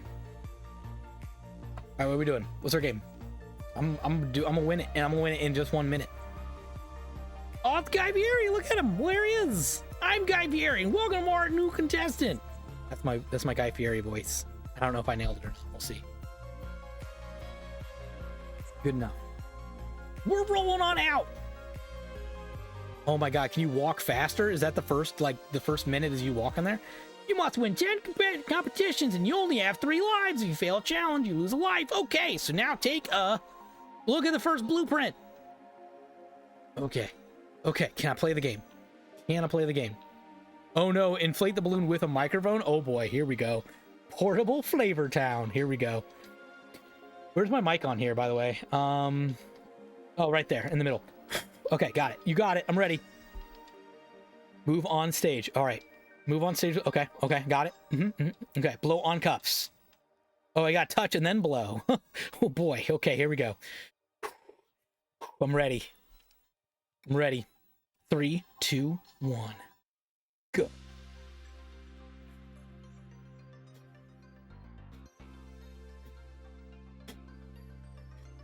Stop blowing. Okay. What do you want me to do? It said stop. Oh, okay, got it.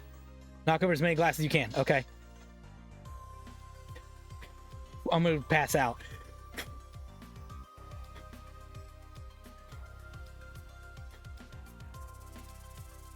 That's good. Oh my god, I got so many of these. I'm definitely gonna pass out.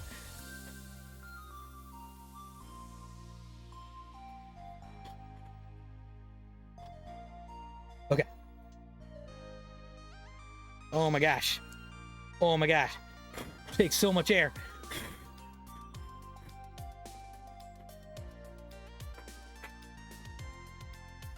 Why is it so hard? Why? Come on. Oh, I didn't do it. I'm gonna pass out though. Oh my god. I made a huge mistake. Why? Failed. I missed a challenge. This blows. You're kidding. I'm legitimately exhausted.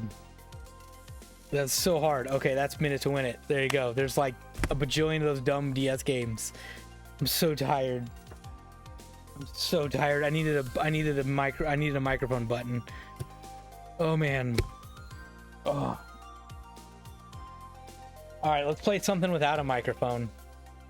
Let's play all these DS games that are also garbage. Look at them all. I regret this immediately. Okay, so we're gonna need to get. I'm so tired. We're gonna need to get a Q-tip, and we're gonna need to get him hit up with the isopropyl alcohol. And we're just gonna scrub the inside of these Game Boy games. We might just kind of do a rapid fire here. Let's do that one. Do that one. Oh, I got some stickers I gotta remove on all these too. Next.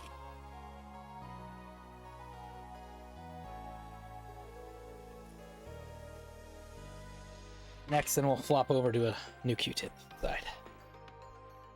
Oh, these are such garbage Game Boy Advance games. I'm so excited.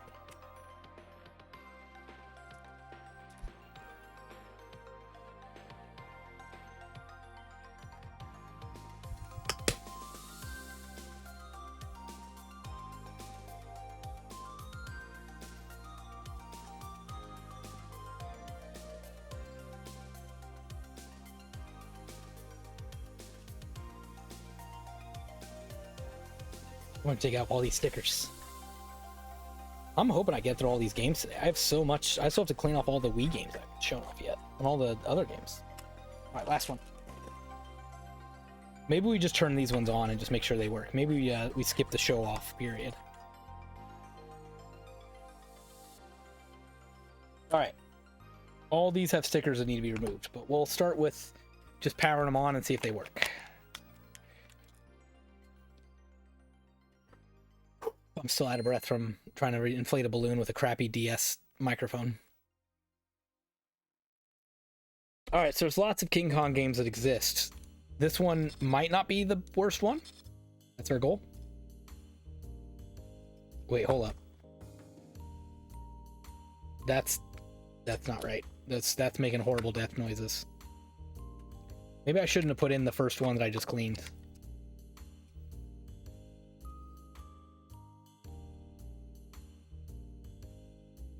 Try that again. No horrible death noises this time, please. There we go. We got the universal screen. We didn't do that last time. So many people. All right. 2D action game with a little stab button. It's basically Secret of Mana. Basically Secret of Mana. The D-pad leaves a lot to be desired. Oh, am I out of knife? Anyway, that's Kong. It works. Kong, 8th wonder of the world. Got a little goober on it. Let's see if we can clean that. A little mild cleaning from All-Purpose Cleaner.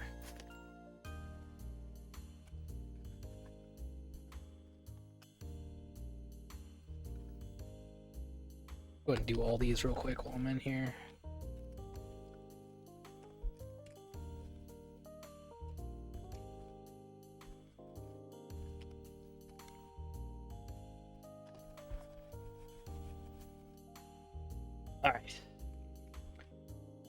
All right, let's try Fortress, make sure that works. Then we'll go in and take out all of the stickers, which might be part of why I'm getting the weird sound distortion.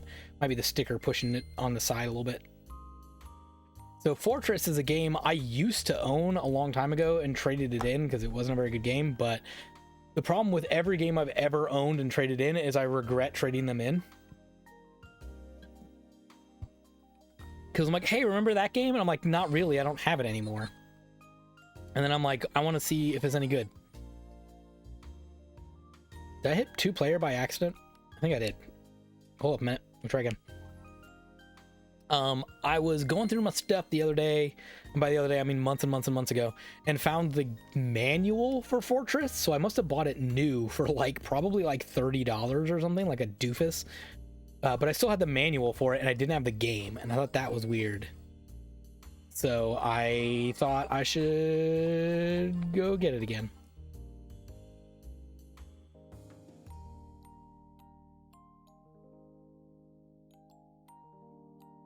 Goal, 11,000 points. Uh-oh. You all right? Oh, okay.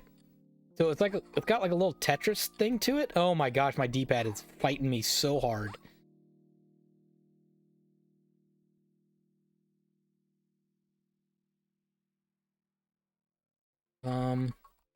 What's my... Nope, that's not... Oh my gosh. Maybe it's my gloves doing it. But yeah, I'm having a real bad Tetris time over here.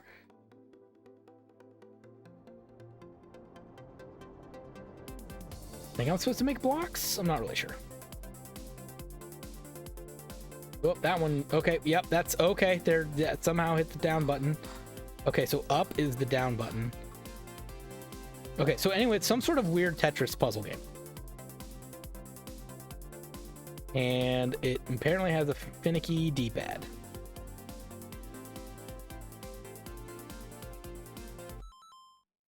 What's happening over there?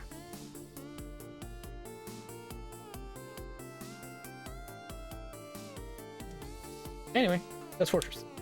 I don't remember what's going on there, but I do have a manual, so I can go read about it. So that's good. All right, I really should just check these to make sure they work, and then just stop there because I just don't have time to test out every one of these games and show them off for a few seconds. I gotta remove stickers and all that. Madagascar, it works. Making the same horrible death noise again. What?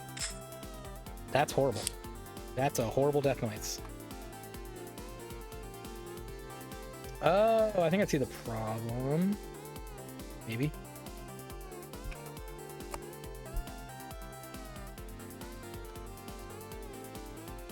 See if that goes. Uh-oh. Uh-oh. I'm trying one that just worked.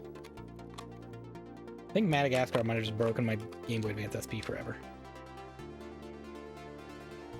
Are we good? No, we're still good. I might just desperately need to take these stickers off. I think they're putting too much weight on one side. Alright, there we go. We're good. We're good. Madagascar works. It's fine. Everything's fine. No more Death Noise.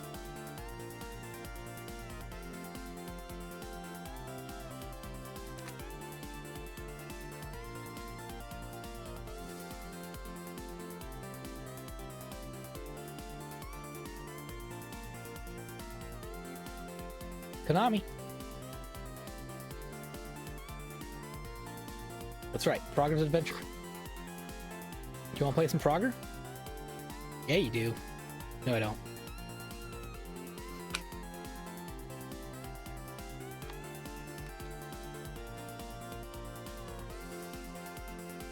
All right, next up we got Hammy Over the Hedge. Hammy Goes Nuts.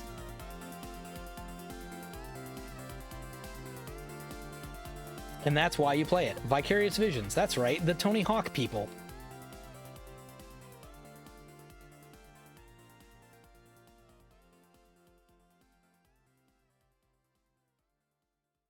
Why does it say par? Is this a golf game?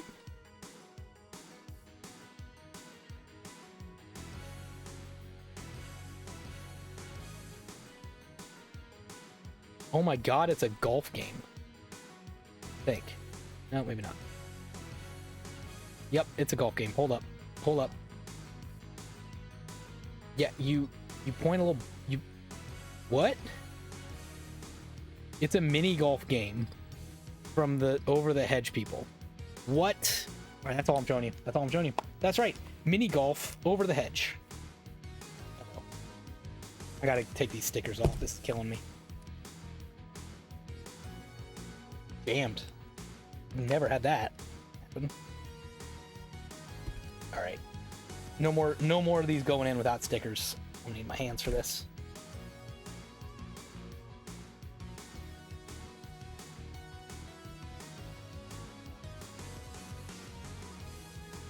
I have never had this happen before. It is literally jammed in there. I think the sticker is coming off inside the Game Boy Advance SP. Well, that's a new problem.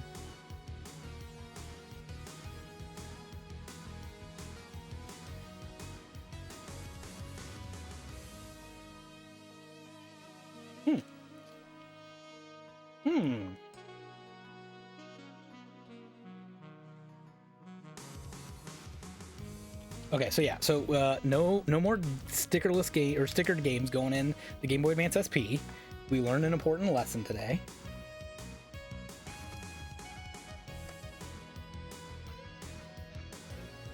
There it goes. We got it. Yeah. Check out what that was doing. Goobered up the whole corner here where it was trying to take that out. Okay, so no more testing. Let's immediately switch over to removing stickers. Yikes.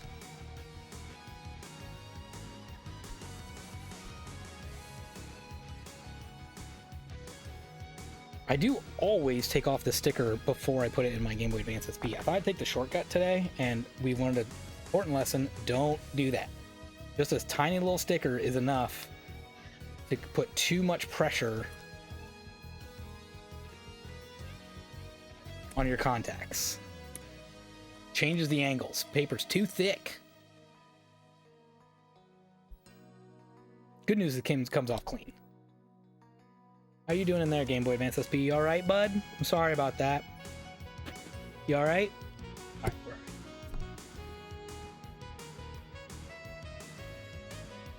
Yeah, this one also, like, really goobered it. Didn't realize that DS is top 3 among console units sold. PS2 is number 1. It was PS number 1. I think Switch just passed it. I think Switch passed it. If not, it will. It definitely will. They'll put some sort of like clearance price on the last Switches when the Switch 2 is announced, and they'll definitely sell through it. Like, I don't own a DS Lite, or sorry, DS Lite. I don't own a Switch Lite yet, and I'm sure I'm going to want one of those before they disappear off the face of the earth. And I'm sure I'm not the only one who feels that way.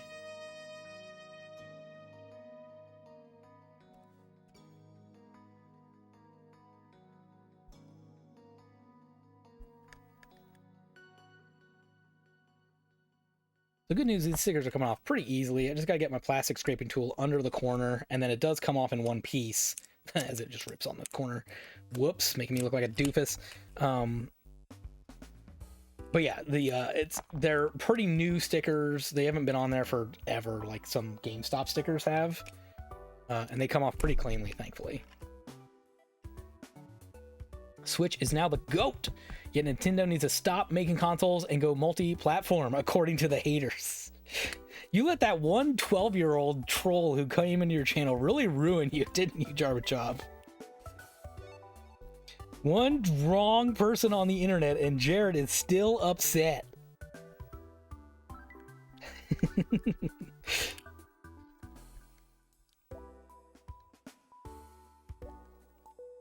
Sound like Ryan Day over here. I'd like to know where Lou Holtz is right now. So mad. It's not just the one 12-year-old. There's a large group of big N haters. You're right, you're right, you're right. I'm just giving you a hard time. Giving you a hard time. Nintendo doesn't need to do anything at all. You just keep doing it. Just keep doing what they're doing. They're fine.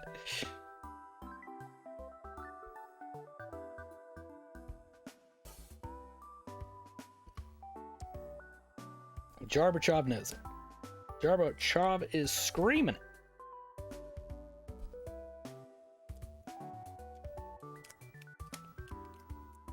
Okay, that one's good.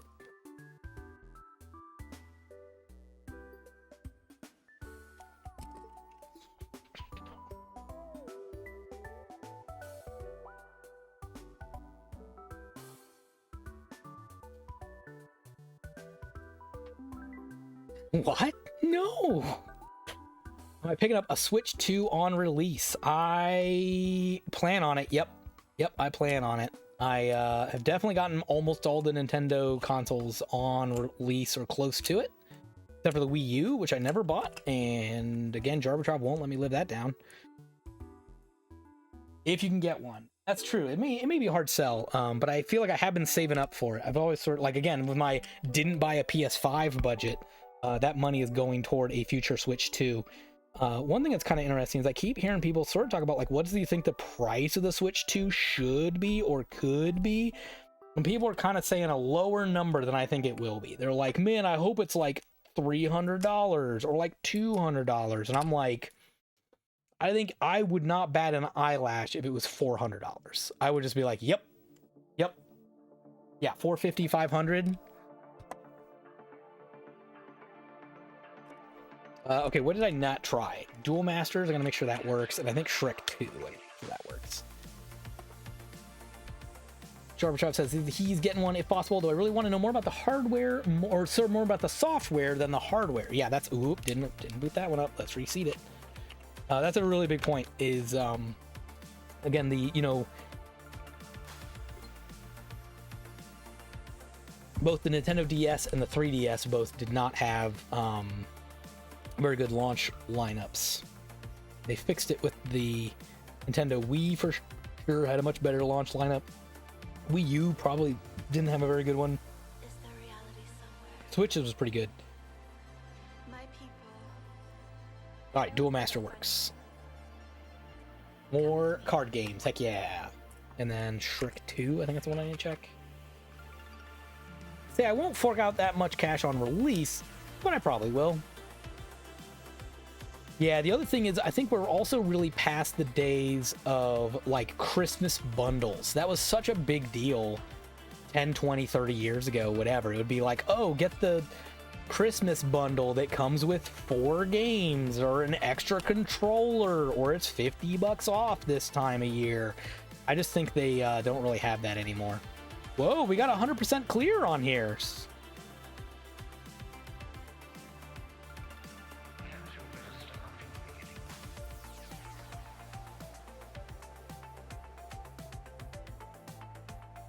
All right, so we got ourselves a little 2D platformer on here, a little action platformer. How bad can it be? It's just a little platformer. Ow. There you go. Just, you know, a little platformer action platformer game for babies. Oh, it's got double jump. I can stab enemies. There you go. That's Shrek 2 Beg for Mercy. Not bad for a couple dollars. I think I tried all the other ones. I think I made sure everything else works. So, again, real quick, that was Fortress, Kong, Eighth Wonder of the World. There's multiple of those. Duel Master Senpai Legends. I have the other Duel Masters. Now I've got the whole set. Shrek 2 Beg for Mercy. Frogger's Adventures, Temple of the Frog. Over the Hedge, Hammy Goes Nuts. A mini game or a mini golf game. And then Madagascar. Oh, that's right. I think this one ate my thing. Let me make sure. I think that one's good. I'll let that roll while we're putting these guys back. Another Vicarious Visions, so it's probably an okay platformer. It could do worse platformer. Yeah, someone got 70% through this game. They played it. Please wait. Wait, he says. Do I look like a waiter? There you go. Same thing. It's another storylines, and then you can switch characters. There you go. There you go. It's another little platformer game.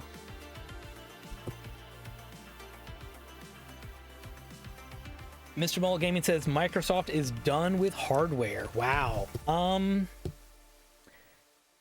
don't know about that. I wouldn't be surprised if Microsoft went for like a I wouldn't be surprised if they went for like a Steam Deck competitor. Something that was like, you can play your PC games on our handheld and you can play it portably, and maybe you can plug it into the TV. Like, I think they could pull something off like that would be worth owning, perhaps. Jarbajoff says they need to be. Buddy, did you see how many Xbox games I just bought? Making me sad. All right, more Lucky Games garbage. How about Wii Ski? Wii Ski. I have Wii Ski and Snowboard, the sequel that's better. But this is the first one, and it was like, oh my gosh, $2 complete. The reason to get this one is mostly because it is Wii Bounce Board compatible. And my thinking is the hard part of owning a Wii Balance Board is owning the Wii Balance Board and finding a place to put it. Once you got past that part, you might as well get other balance board games. You might as well be able to say, look what else you can do on a balance board. I just noticed this barcode is not actually on the barcode itself. It's like a separate barcode scanner. Very odd. And it is not coming off as easily as the others, but it's okay. I just need to work on the corner. There we go. Yeah, just do one of those.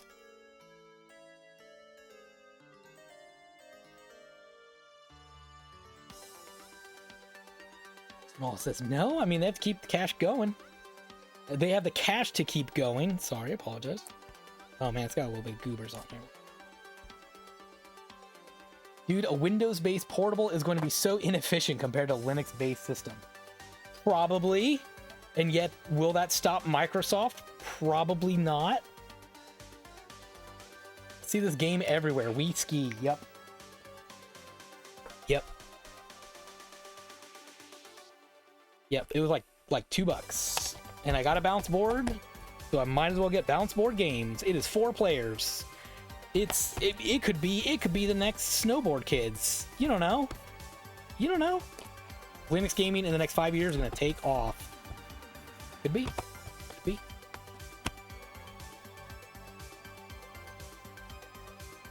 Alright, I got a little too much cleaner on this one. It kind of got underneath the label a little bit, so I gotta be more careful. Gotta be more careful. Overboard. Squirted too much cleaner. I think I saw the big smudges in the corner. I was like, oh, I gotta get that out. So that's not gonna come off with cleaner. This is way overboard, but we're gonna do it. We're gonna get out Heptane and a Q-tip. Sorry, a cotton swab. We're gonna get off that smudge. Get it off. I paid $1.99 for this, and I expect a clean video game case.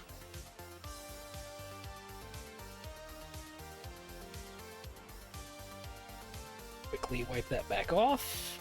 Now that it's clean. There you go. Any other bad schmitzes? Yes, on the other side.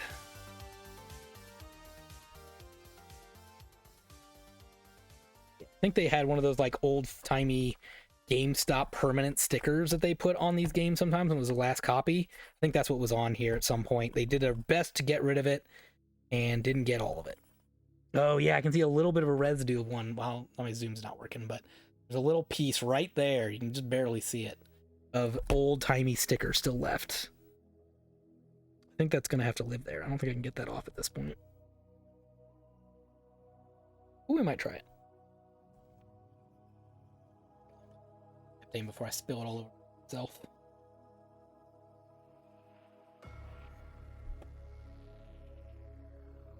And even with hitting the corners of this with Heptane, this is just, again, meant to be a permanent sticker. They never wanted this to come off.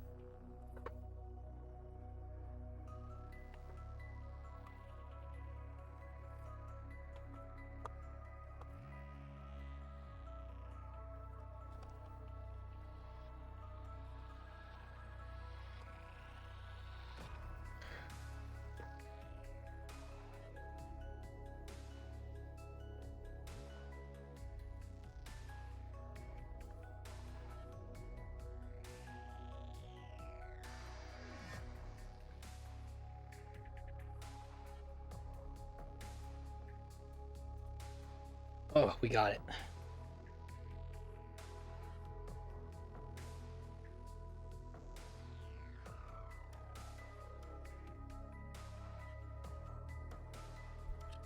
All right, we fixed it. Was anyone going to notice that was there except for me? Absolutely not. But now it's gone, and I feel better.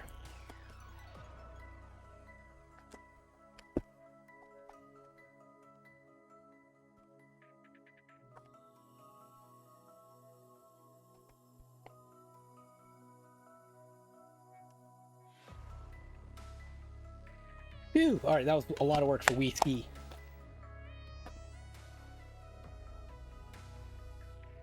Now, we actually had the DS version of this game, but the Wii version was even cheaper than that. Star Wars: The Clone Wars. I mean, you know, just fun little motion game. Just fun little motion game, not very expensive. They're kind of, it's all over the place. Game's in great shape. Just need to take that sticker off.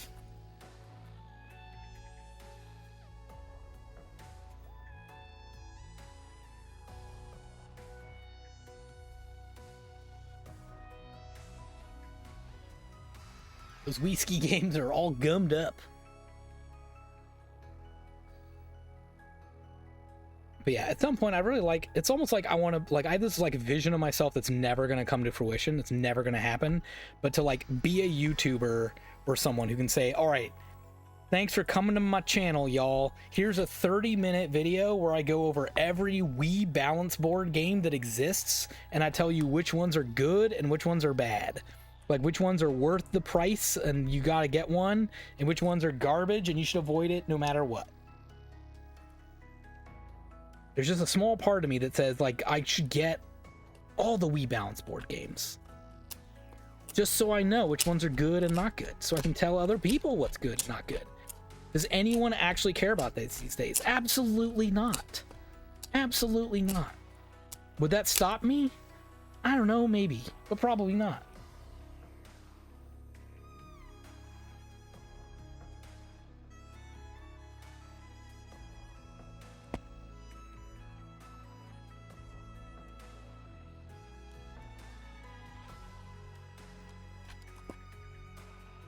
Real quick wipe down on that one. It's in pretty good shape. Doesn't need it.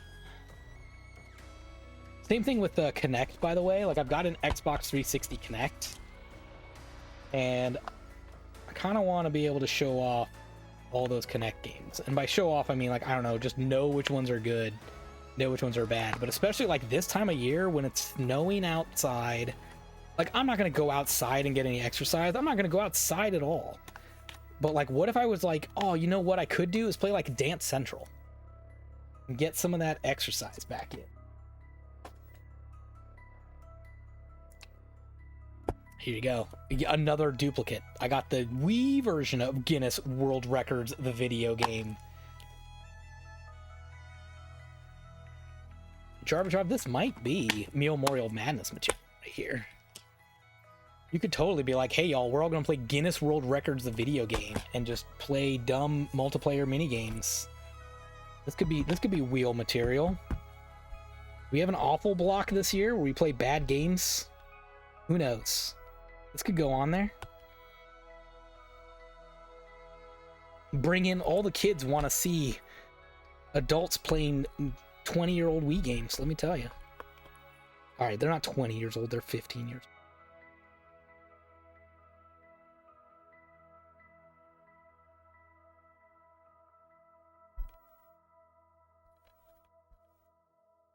I could bring it to the next Memorial Madness test kitchen. We don't have a Memorial test kitchen that started yet, but we could do it. We should meet and discuss. We should. What? I went for a walk today. Get yourself outside. No, I refuse. Look, I'm still recovering from my torn MCL. I'm not enjoying walking right now that much still. By the way, I believe I think it's 7 weeks tomorrow since I tore my MCL. Things are going a little better there. Oh, that's right. Yep. Things are going a little better. I'm still feeling a little bit of pain here and there, but my range of motion is mostly back together. We're mostly good. Oh, I got so much Wii garbage for you all. How do you feel? Okay. Yeah, I've not done nearly enough PT that I should be doing. I was doing some really good stretching and stuff early, but I haven't done anything harder yet. I haven't introduced anything. I do have an exercise bike like just over there. I really need to get on it and try that out and see how it goes. But the other problem again is I've been sick for like 2 weeks, so I couldn't like very well get on an exercise bike and ride it for half an hour when I was like, I want to be in bed all day. I've been sick with this cold for like 2 weeks. I'm finally good enough to even stream, but it's all right. I'll just be really late to the 2025 is my year party where everyone starts exercising and tries to go back to their New Year's resolution stuff. I'm just gonna start in February. It's fine. Ooh, send me some strength exercises. Oh, that'd be nice. That'd be nice. I could do that. It could be play games like Dancing with the Stars Wii Dance. That might be part of it. I don't know. Maybe that's part of the PT. Maybe it's this. Maybe it's DDR. Maybe it's Dance Central. We're gonna get back in on it.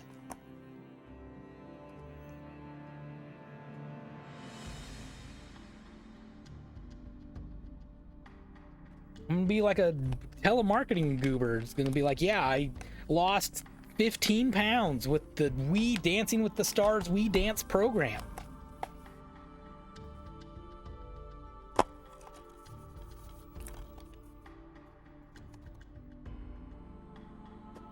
Well, if not that, how about the Gold's Gym cardio workout? How about that one? Scotch and hobbies. Man, I laid down for a nap and you're still going. Hell yeah. That's right. That's right. We gotta show off all of these Wii games that are like Gold's Gym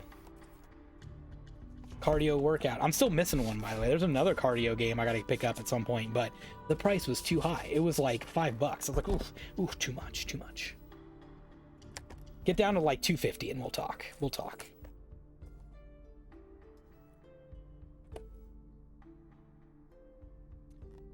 Wii is used in PT clinics. There you go.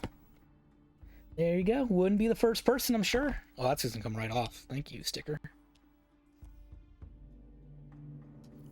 But yeah, I don't know. I got dreams of testing all these out here in the winter when it's hard to go outside. I'm just gonna play Wii fitness games and Xbox 360 fitness games.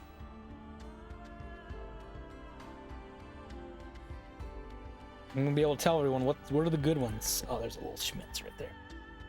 Schmitz. Just a little Schmitz. It's just right there. There we go.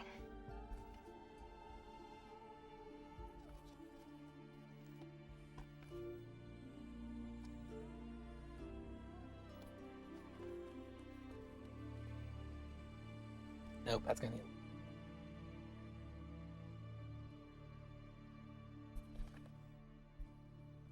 There we go.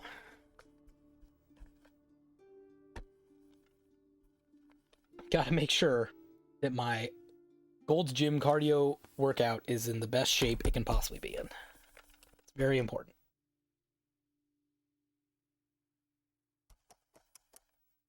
All right, did I miss a spot, anybody? I think we got a spot up there.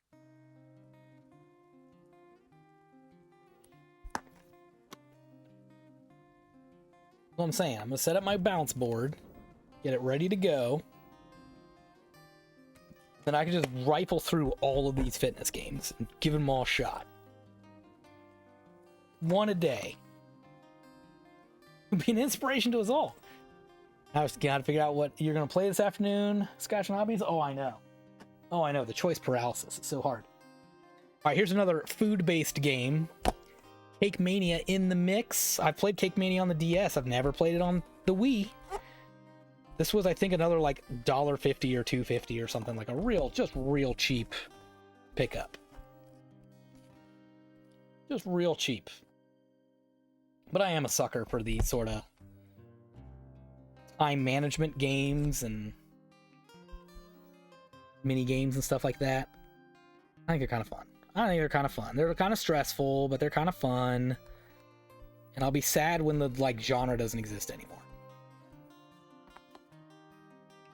I don't know. Y'all can keep your Elden Rings. I'm gonna be over here stressing out about Cake Mania in the mix.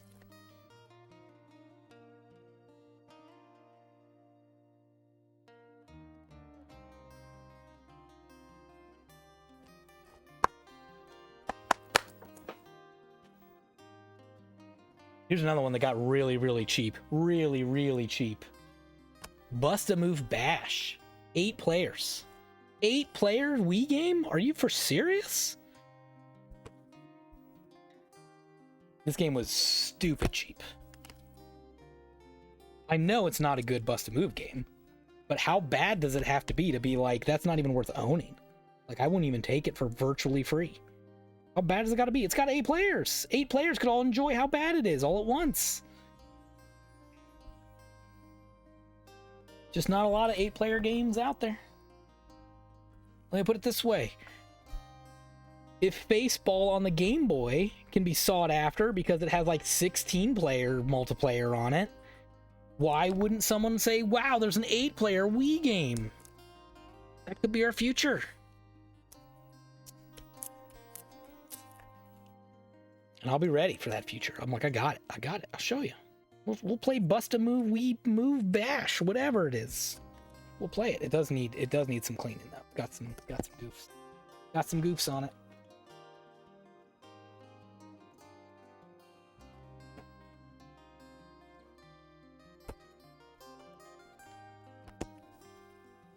Right there.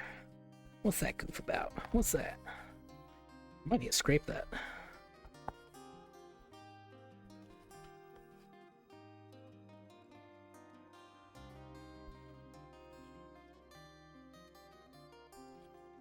Don't know what that is. Mystery goof.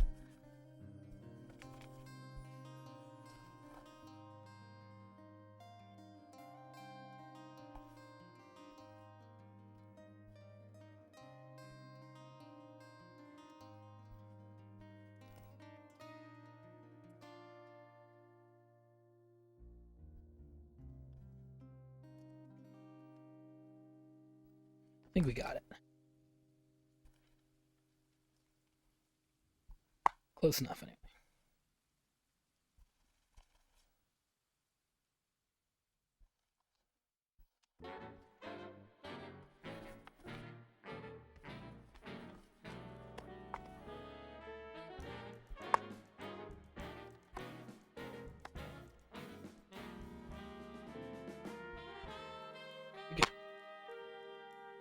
All right, let's get inside. Pretty clean disc.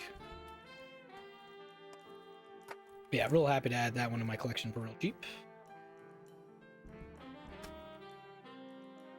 Oh, here's another dollar video game I bought. The Biggest Loser. Would you believe this is my second Biggest Loser game? I have the other one too that's supposed to be even better, but this one was like so cheap. It was like possible case replacement cheap.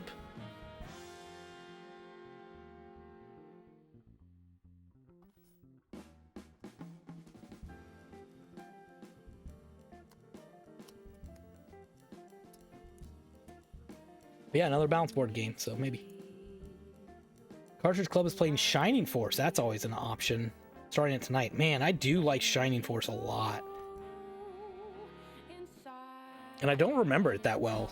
I remember liking it, but it's like I've kind of forgotten all the details and how to play it. I'm playing a bunch of other stuff. I don't know if I've got time to fit that in right now, but because I'm trying to get through Unicorn Overlord, but it's a really good call out is Shining Force.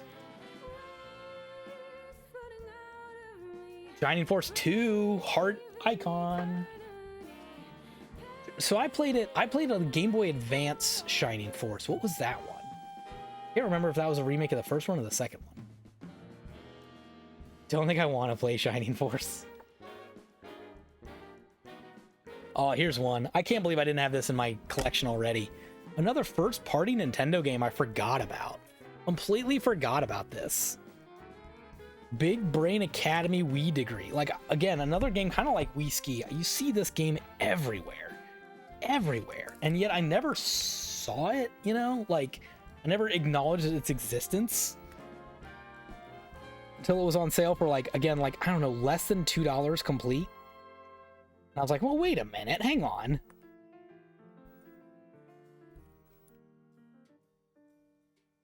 How bad can it possibly be if it's literally a first-party Nintendo game?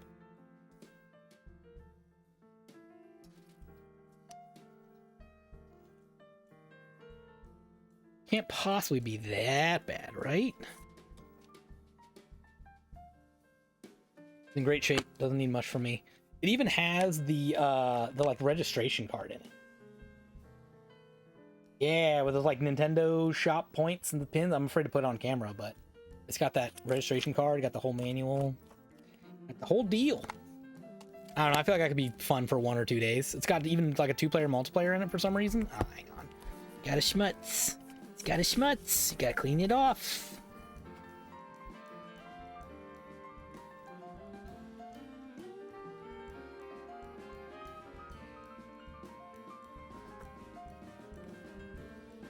There we go. Get that schmutz off of there.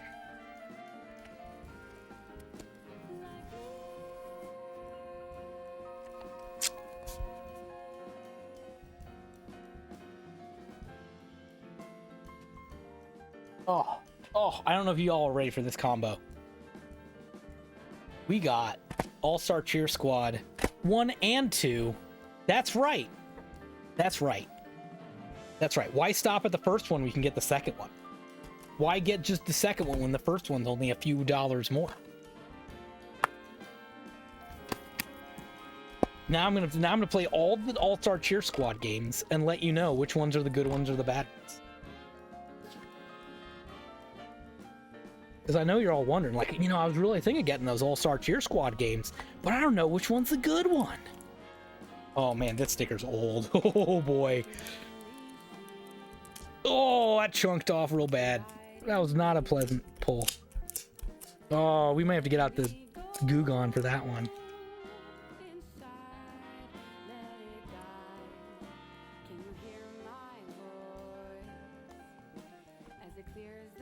But yeah, it's All-Star Cheer Squad game. 4 players.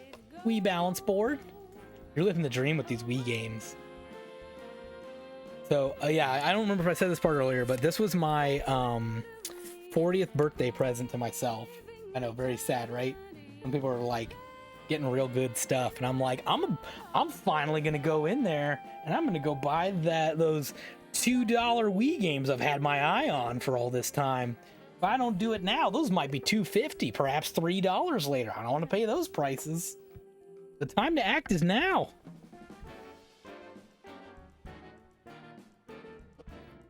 Clean that up real quick. That off real quick.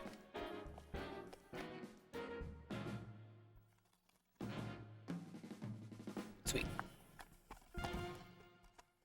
Yeah, I really like the heptane to get off sticker residue, but the secret is you've got to clean off your heptane real quick after using it. Okay, we're time for a new one. Gotta get a new one. Gross. We gotta start over. This case is grody. But yeah, the secret to heptane is you can't let it sit on there too long because it's too dang strong, too powerful. It can start to eat at your plastic and stuff. So it's great in a second, but you got to quickly jump in there and wipe it off.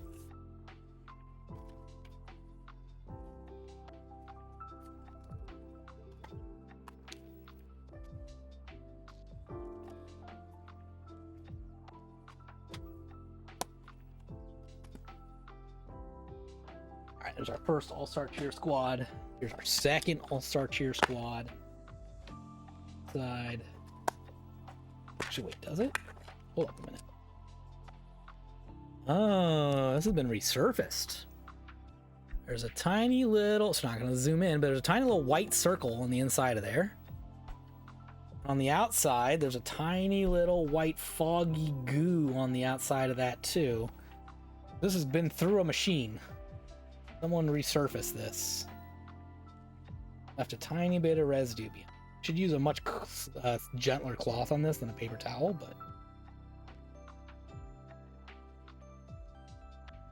but gotta make sure my All-Star Cheer Squad 2 disc is in pristine condition. Gotta protect it. There we go.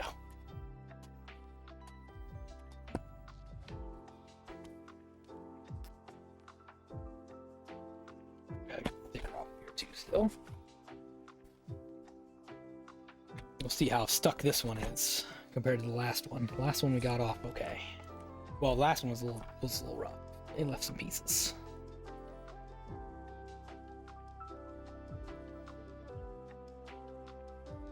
Which corner is loosest?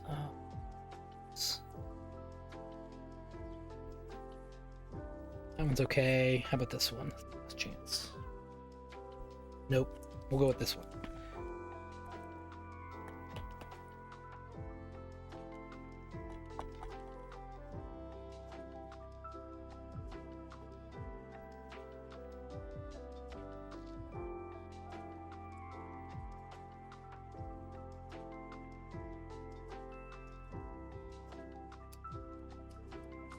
Yeah. Good as new. Just kidding. Good as used.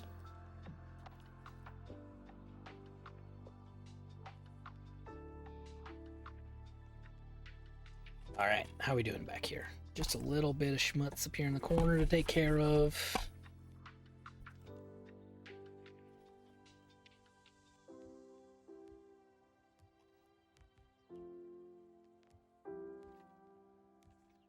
There's a little weird mark in the corner down here, but I think I'm just gonna let that go.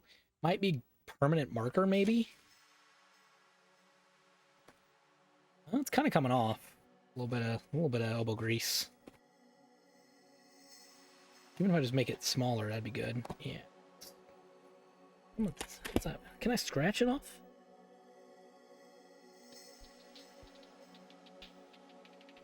A little bit. It's better. I'll take 90% better. Yeah, it's good enough. Okay. There's All-Star Cheer Squad 2. Alright, that was the end of my Wii games. You're free. You're free from Wii games. Now... Xbox garbage. That's right, the original Xbox. Fun fact, I don't even own an original Xbox. I have an Xbox 360 that I hope these work in. That's where I'm at. But I figured for... My goodness, I think this was like $1.50. That game isn't garbage though, right? Clone Wars? Tetris World? It's got Tetris on the word of it. It can't be that bad, right? Will it work on my Xbox? I actually am not sure. I don't even know. We'll find out. But it's got a little multi-disc, got 2 manuals in here. It's got probably a code for 14 days of Xbox. Oh yeah, scratch off to reveal code. 2 months of Xbox. I'm guessing that doesn't work anymore.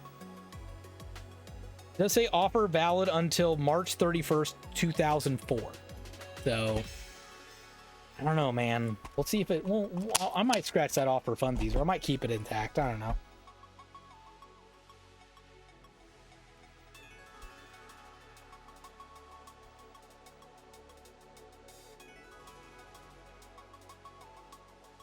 Ooh, there it is. There's a loose kick corner.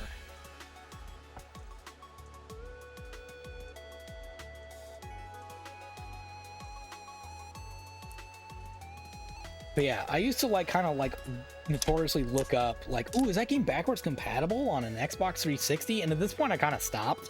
I'm like, I don't know. I'll plug it in there and we'll find out.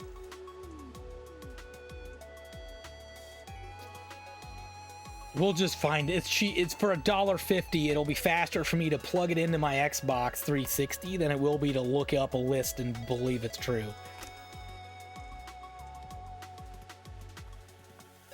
And maybe one day I fall into an old Xbox classic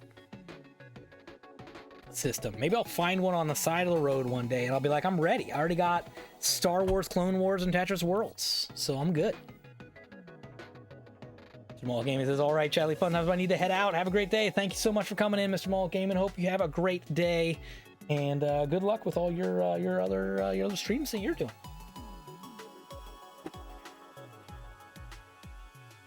And you're right. If it's not, an Xbox isn't all that expensive. You can get one for like $50. So yeah. Speaking of which, yeah, NCAA Football 2005 Top Spin, another really cheap set. Really cheap. Believe it or not, this is actually a rebuy for me. I actually already have these. I got them for $1 at some point. I went up a little more because the copy I have has water damage on it, and I don't like water damage. There's a lot of goo and cleanup I can do. A lot I'm willing to put up with to try to fix these games and make them good enough to go on my shelf again, but water damage is one I don't really like to mess with too much. I'd say two reasons. The obvious one is simply that it's hard to make it look good. You know, it's all wrinkly and stuff. It's all wrinkly, and you can't really straighten it out without, I don't know, getting weird about it, like an iron or something, and trying to flatten out paper. It's dangerous. It's a lot of work for, you know, games that usually aren't worth it. The second thing, also obvious, is obviously mold concerns. You know, you don't want to get anything moldy and bring it into your collection, because the other problem is that mold can transfer. You take one game with water damage and mold on it, and then you put it on your shelf right next to all these other games sitting right there. You can get that mold to go from one to another. Next thing you know, your whole collection can be goofed up because you brought home one moldy game. So yeah, I don't mess with water damage too much. Anything I get that has water damage, I sometimes will save the good parts, the discs, or, you know, maybe the manuals if those are good. But I'll look through, and if I see any of those little black moldy spots or anything like that, or again, the just real wavy stuff, I know I can't really keep this. Gotta get rid of this. It's gotta come out, and it's gotta get replaced.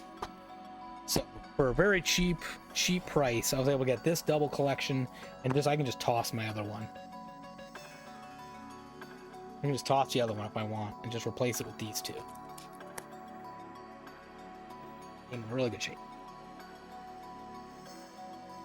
All right, speaking of collectathons, how about the Sega Superstars Tennis and Xbox Arcade compilation discs? Got that one in there too. Another really cheap compilation I didn't have. Ooh, another one that's been resurfaced though. I don't think the camera's gonna catch it, but there's like kind of like wavy junk on the corners. We're gonna have to wipe that off. We can't put that in my Xbox 360.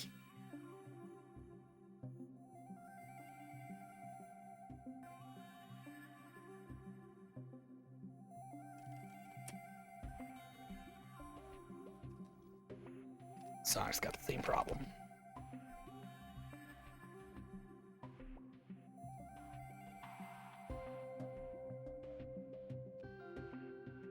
You're right, Scotch Snipers. I could just buy an Xbox. They are not that expensive. Honestly, what's probably holding me up more than the price of an Xbox is how big it is. They are enormous. They're not quite PS5, but they're close. And the TV that I have where I would plug in an original Xbox does not really have a lot of space around it for an Xbox console to just get thrown in there. That setup is already pretty full. So if I got an Xbox original hardware system someday, not exactly sure where I'd put it.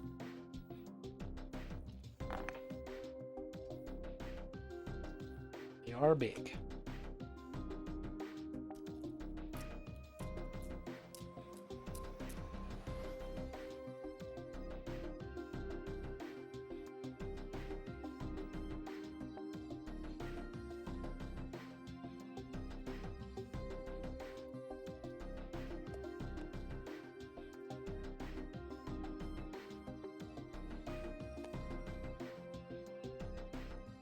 I need a second pass on that one.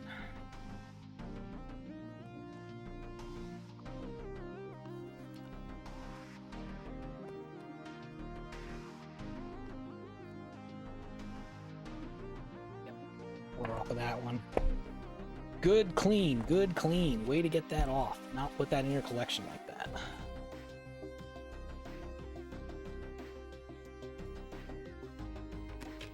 Cool.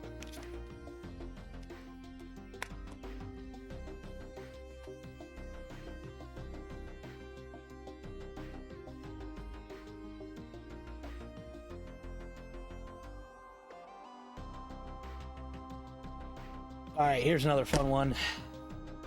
NHL 14. I think this is the last Xbox 360 era NHL game before they moved to Xbox One. But it was still really cheap. It was still under $5 complete for a case and, well, I guess what's left of a manual back then. Not much. But I think this is an example of like the best of its era of hockey games, at least real hockey games, like not the arcadey simulated fun ones. But I think NHL 14 may be looked back on kind of like, you know, like say like NFL 2K5, right? It was like one of the last, ooh, that just ripped, careful. One of the last Xbox original football games, and it's really beloved. I think NHL 14's kind of like that. It's like respected as one of the best before they switched to a new system and had to work out all the kinks again.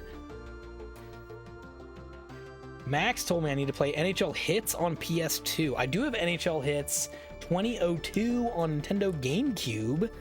I do have that one from my childhood, and I did play a lot of it. Did play a lot of that one. I, in theory, could take this NHL sticker off, but I think it goes with this one. I'm actually not planning on reusing this case. I actually bought it for NHL 14, believe it or not. So I'm going to leave that one as is. Game looks okay. A little bit of fingerprints, but no big deal. Give that case a quick wipe. Especially sports games, you better make sure you give that a wipe down, because you never know. You never know the kind of person who's playing a sports game. Not exactly usually known to be the video game historians or anything. Not exactly the archivists playing NHL 14.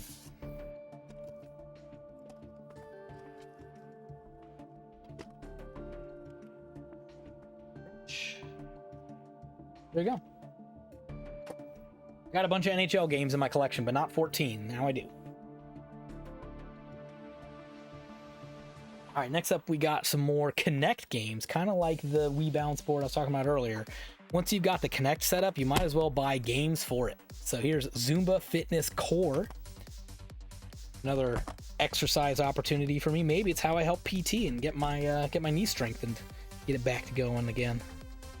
Maybe it's Zumba Fitness. Maybe it'll help me rehab too, so I can rejoin my hockey team that I haven't been able to play there for a couple months now. I think I decided a game. I'm going to play some FIFA 14. Yep, there you go. Maybe it was NHL 14 that made you think FIFA 14, but there you go.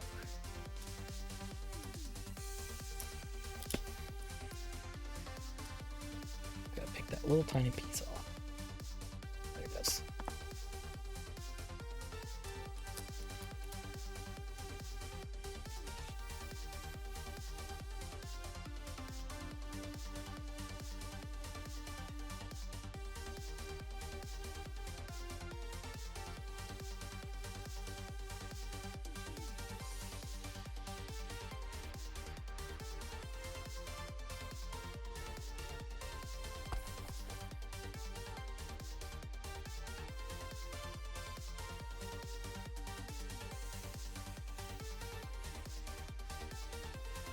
But yeah, I'm thinking I'd like to be able to set up my Xbox 360 with its Kinect, turn it on, and try out a bunch of these Kinect games and fitness games. Just give them, I mean, again, how much do you have to play these to feel like you got your dollars amount out of it, right? Like, not a ton. Not a ton, just a little bit, just to know what it is, and it's always kind of there if you need it again later. If you're like, oh, winter came back again. Somehow winter returned. I need some way to, I feel like I need to get up and move, but it's winter and gross outside. So maybe I'll remember the time I played Zumba Fitness Core and say it was pretty good, actually. I should give it another go.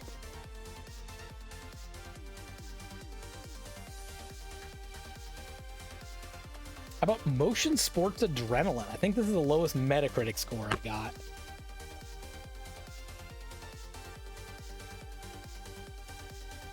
But somewhere I remember reading, someone said this was a pretty good, like, mini-game collection for the Kinect. There's a lot of mini-game collections on Kinect. Not many of them are good, but they said this one's pretty okay. It was pretty cheap.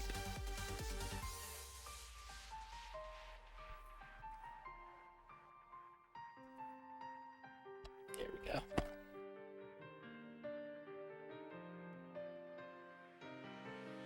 Got it.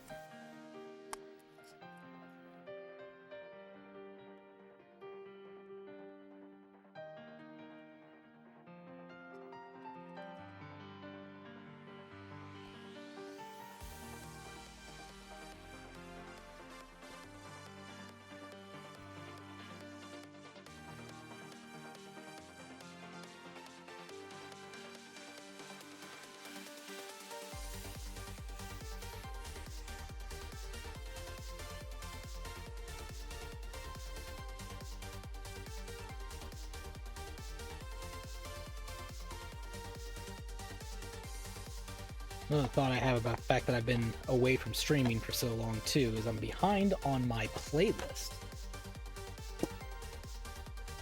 I gotta load up my playlist with some fresh tunes.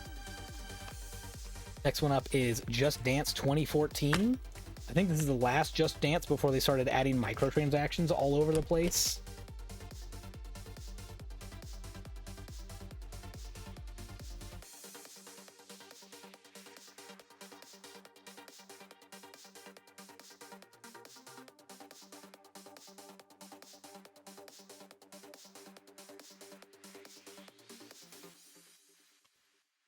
Oh, just say free download moves to carry Katy Perry Smash Hit Roar.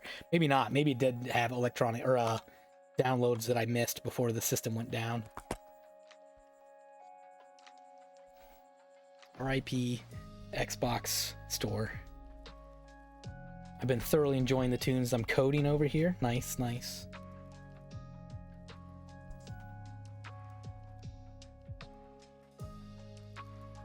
Yep, I take pride in my background tunage to my cleaning streams, and I have not done much maintenance on it in the last few months, so I gotta go back and see what I've missed that needs to get added. Every once in a while I take off a song that I'm sick of hearing. Last did it with my Diddy Kong Racing game. I was getting real sick of that one. It was like cool beats to clean to or something too. It was like a perfect title, perfect genre, but it just got old real fast. Got stale. Had to take it off the list. At some point, again, maybe when I'm working or whatever, I'll just, you know, see what I can find in the back to add to my playlist for later. And again, got Memorial Madness coming up in May, so you never know what tunes are gonna I'm gonna need to know about that may need to fit into the Memorial Madness official play or official playlist. Because we talked about it, but I've got big plans this year for it, and by big plans I mean my plan is to give away that CD, the custom playlist CD, to all the prize winners, as well as all the volunteers again. I think that was a lot of fun, so I'll do that again. I made a nice Manhattan. Nice, nice. Need to discuss that with the Minister of Music, which is you. Yep. All right, I got two more to show off here from the end of the Lucky Games ones. This Madden 2002 was like, I think $2. And I'm really fortunate because it came complete with an original real GameCube case that is really hard to find now. Really hard to find cheap. And it is in great shape. This is in extremely good shape for what's gonna end up being a replacement GameCube case. Now, I probably should take off this NFL sticker. I probably should try to take it off because I'm probably just gonna find a new home for this case and replace it with something broken, but I think I'm gonna hold off for now in case I decide not to.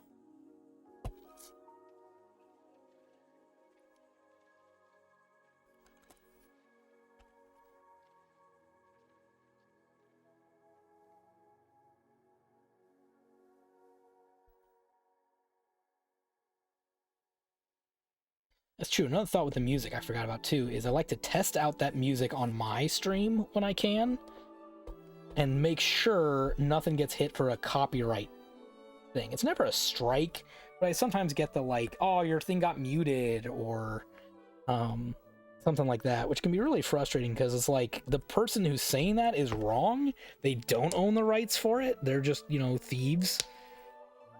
But it's not really worth fighting over. I just say, fine, I'll just take that song off the rotation, take it off the list.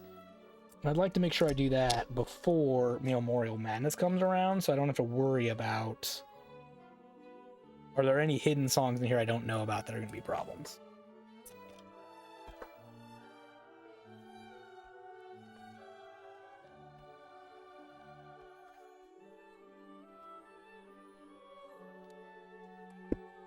Man, that's a good looking GameCube case for basically buying this with the plans of replacing it anyway. Pretty good.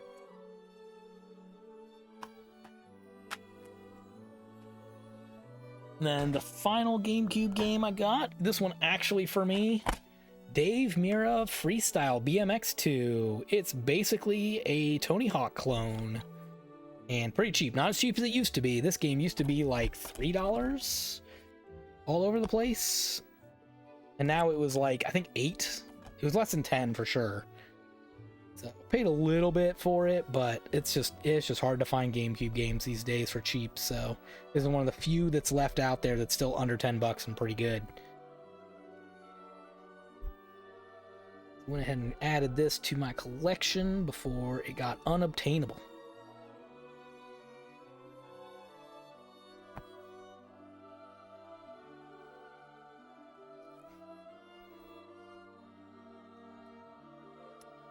Go.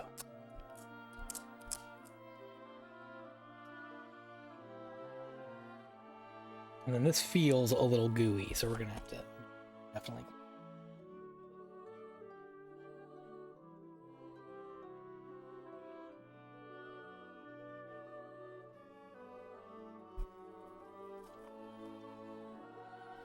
Oh yeah.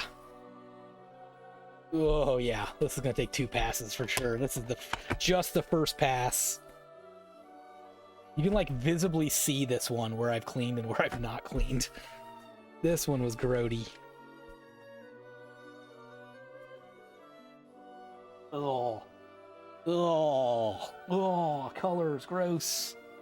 I'm sad I have to waste another paper towel all for just this. That's the way it is.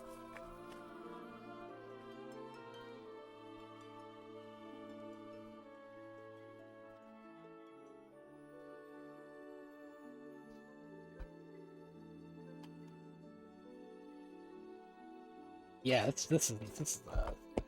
Let's see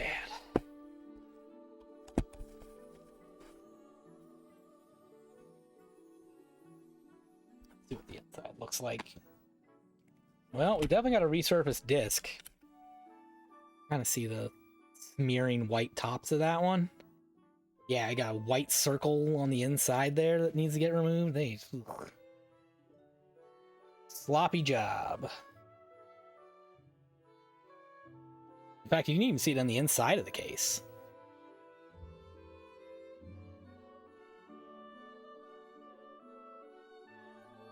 Oh, they did the thing where it got between the rings. Gosh dang. I'm not gonna be able to fix that. So it should read just okay, but it's not gonna zoom in a way you can see it, but there's a little bit of that cleaner that got in between the two layers of the disc in this clear layer. Yeah, you can't really see it. So that's what happens when you're doing a real sloppy job with the resurfacer.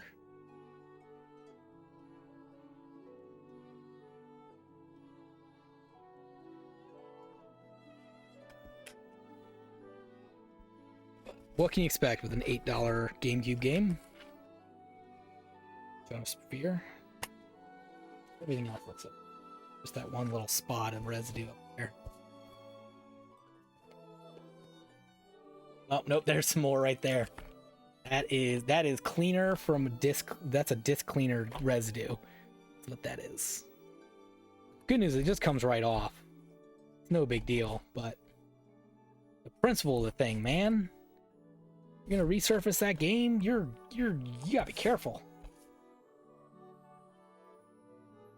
Look at this. Third.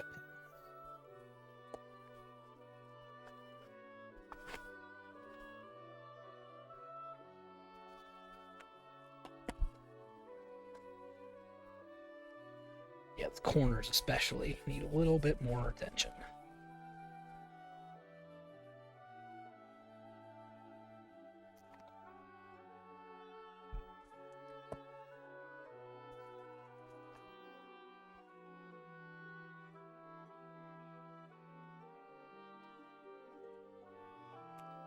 All right.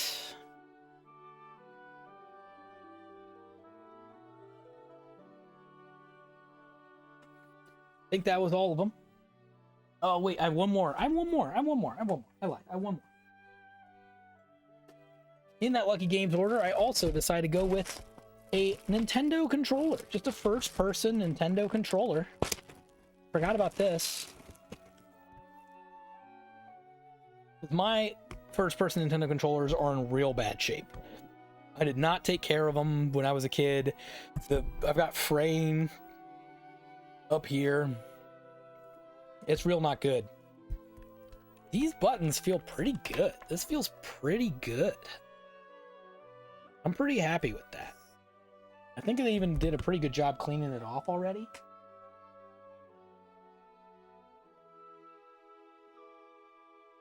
I'm gonna get just a tiny bit of cleaner. Oh, never mind. We got color. All right, give it a clean. Give it a clean. Yeah, we found color. Okay, that's okay. We can clean it. That's what we're here for. Is cleaning off our things. And then this will take the toothbrush next. We'll go with that. It's true. This is kind of like a weird paper. Yeah, let me try. I'm not gonna do any alcohol on this one. I'm just gonna do just all-purpose cleaner on my toothbrush, and hope that's gentle enough to get in here and clean any gunk that's in here without like messing up any of the electronics or anything.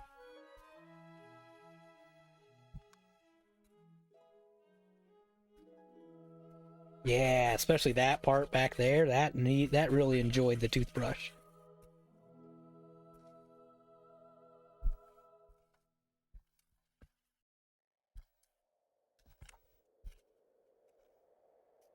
But I'm not going to open it up and clean it. The reason for that is I have opened up an NES controller before and struggled to put it back in place in a good working condition. It always felt like it didn't fit right after that. So I will avoid opening a controller whenever I can avoid it. And we'll just rely on other methods like this, like a toothbrush going around the seams of buttons. Another thing I want to do here is take my old-fashioned plastic scraper tool and use that to go down the grooves where these things come together. A toothpick usually works pretty well here, unless your toothpick's too thick, which it might be. This is going to be even thinner than a toothpick is. Looks like they kind of did this already. I'm really not getting anything out of that. So that's pretty good. Yeah, that feels pretty good. I'm feeling good about how clean that is. That's probably now the best, probably the best NES controller in my whole collection now.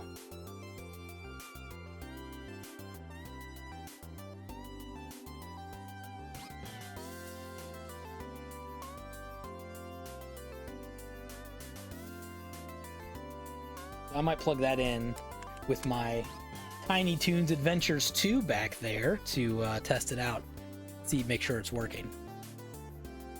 I'm feeling pretty good about that. Feeling pretty good. That feels good to hold, good to play. I'll have to give it the Contra test.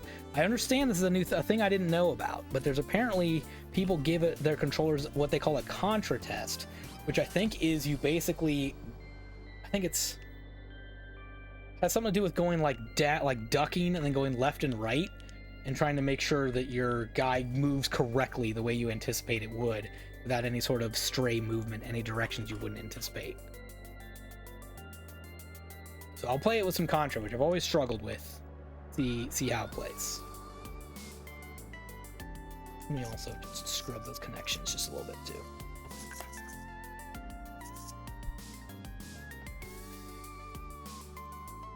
Yeah, that looks pretty good. I'm honestly, again, I was saying earlier, like Lucky Games, you may not get good quality stuff, but I was pretty dang impressed with my order as a whole. I'm impressed with this used controller. That's like, you know, just an original Nintendo controller. It's the real deal,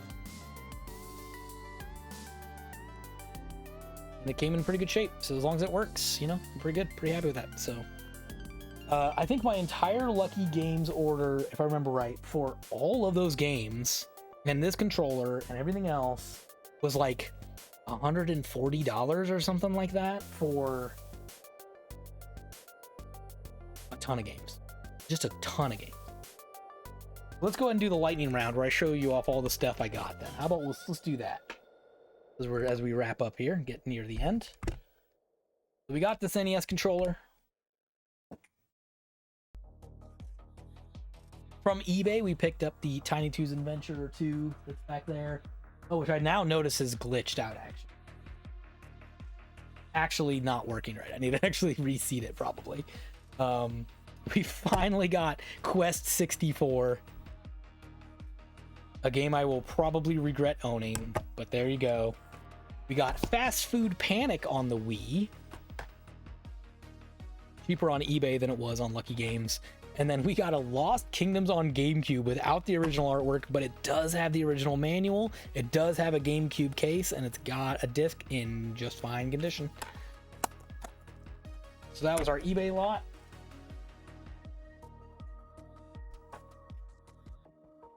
Oh.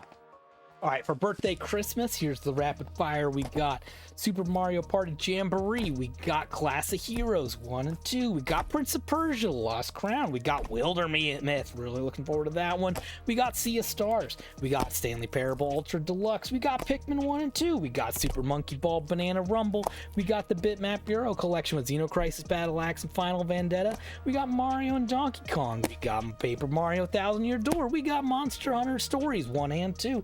We got Another Code Recollection. We got Mario and Luigi Brothership. We got Tales Through Daybreak Legend of Heroes game. And then finally we got the Pokemon Mystery Dungeon Rescue Team DX. So we got all those. But that's not all. We also got Spider-Man Mild Mike Morales. We got Shin Megami Tensei Vengeance with a nice little steelbook. We got The Last Faith.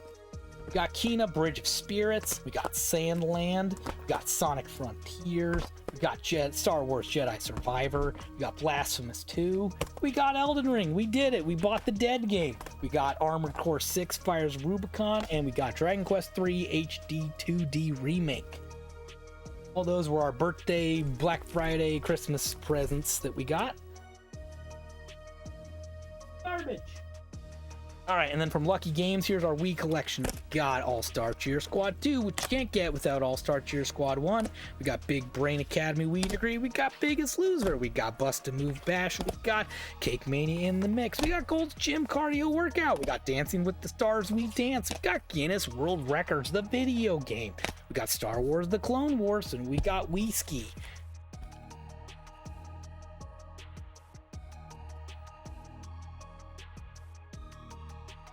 more disc-based games we've got from Lucky Games. We got Dave Mirra's Freestyle BMX 2. We got Madden Football 2002. We got Just Dance 2014 on the Xbox 360 featuring Kinect. We got Motion Sports Adrenaline for the Kinect. We got Zumba Fitness Core for the Kinect. Then we got NHL 14. We got the Sega Superstars Tennis Collection. It comes with Xbox Live Arcade compilation disc. Now I can say I have Uno. I got Uno. I did think they say it came on your Xbox, but now I got a copy of Uno. It's on here. We got NCAA Football 2005 combined with Top Spin Tennis. We got Star Wars Clone Wars and Tetris Worlds. We got all that stuff from Lucky Games, and we're still not done. Let me get that out of here. Get out of here. We got a 3DS game, James Noir's Hollywood Crimes. We got that one. We got Star Wars The Clone Wars Jedi Advance. We got it on Jedi Alliance. We got it on DS and we got it on Wii. Now I can compare them both and figure out which one's the best one. Alright, next up is the Game Boy Advance games I got, which is Shrek 2 Beg for Mercy. We got Fortress. We got Kong the Eighth Wonder of the World. We got Over the Hedge Hammy Goes Nuts. We've got Duel Master Senpai Legends. We got Frogger's Adventures Temple of the Frog. And finally, we got Madagascar.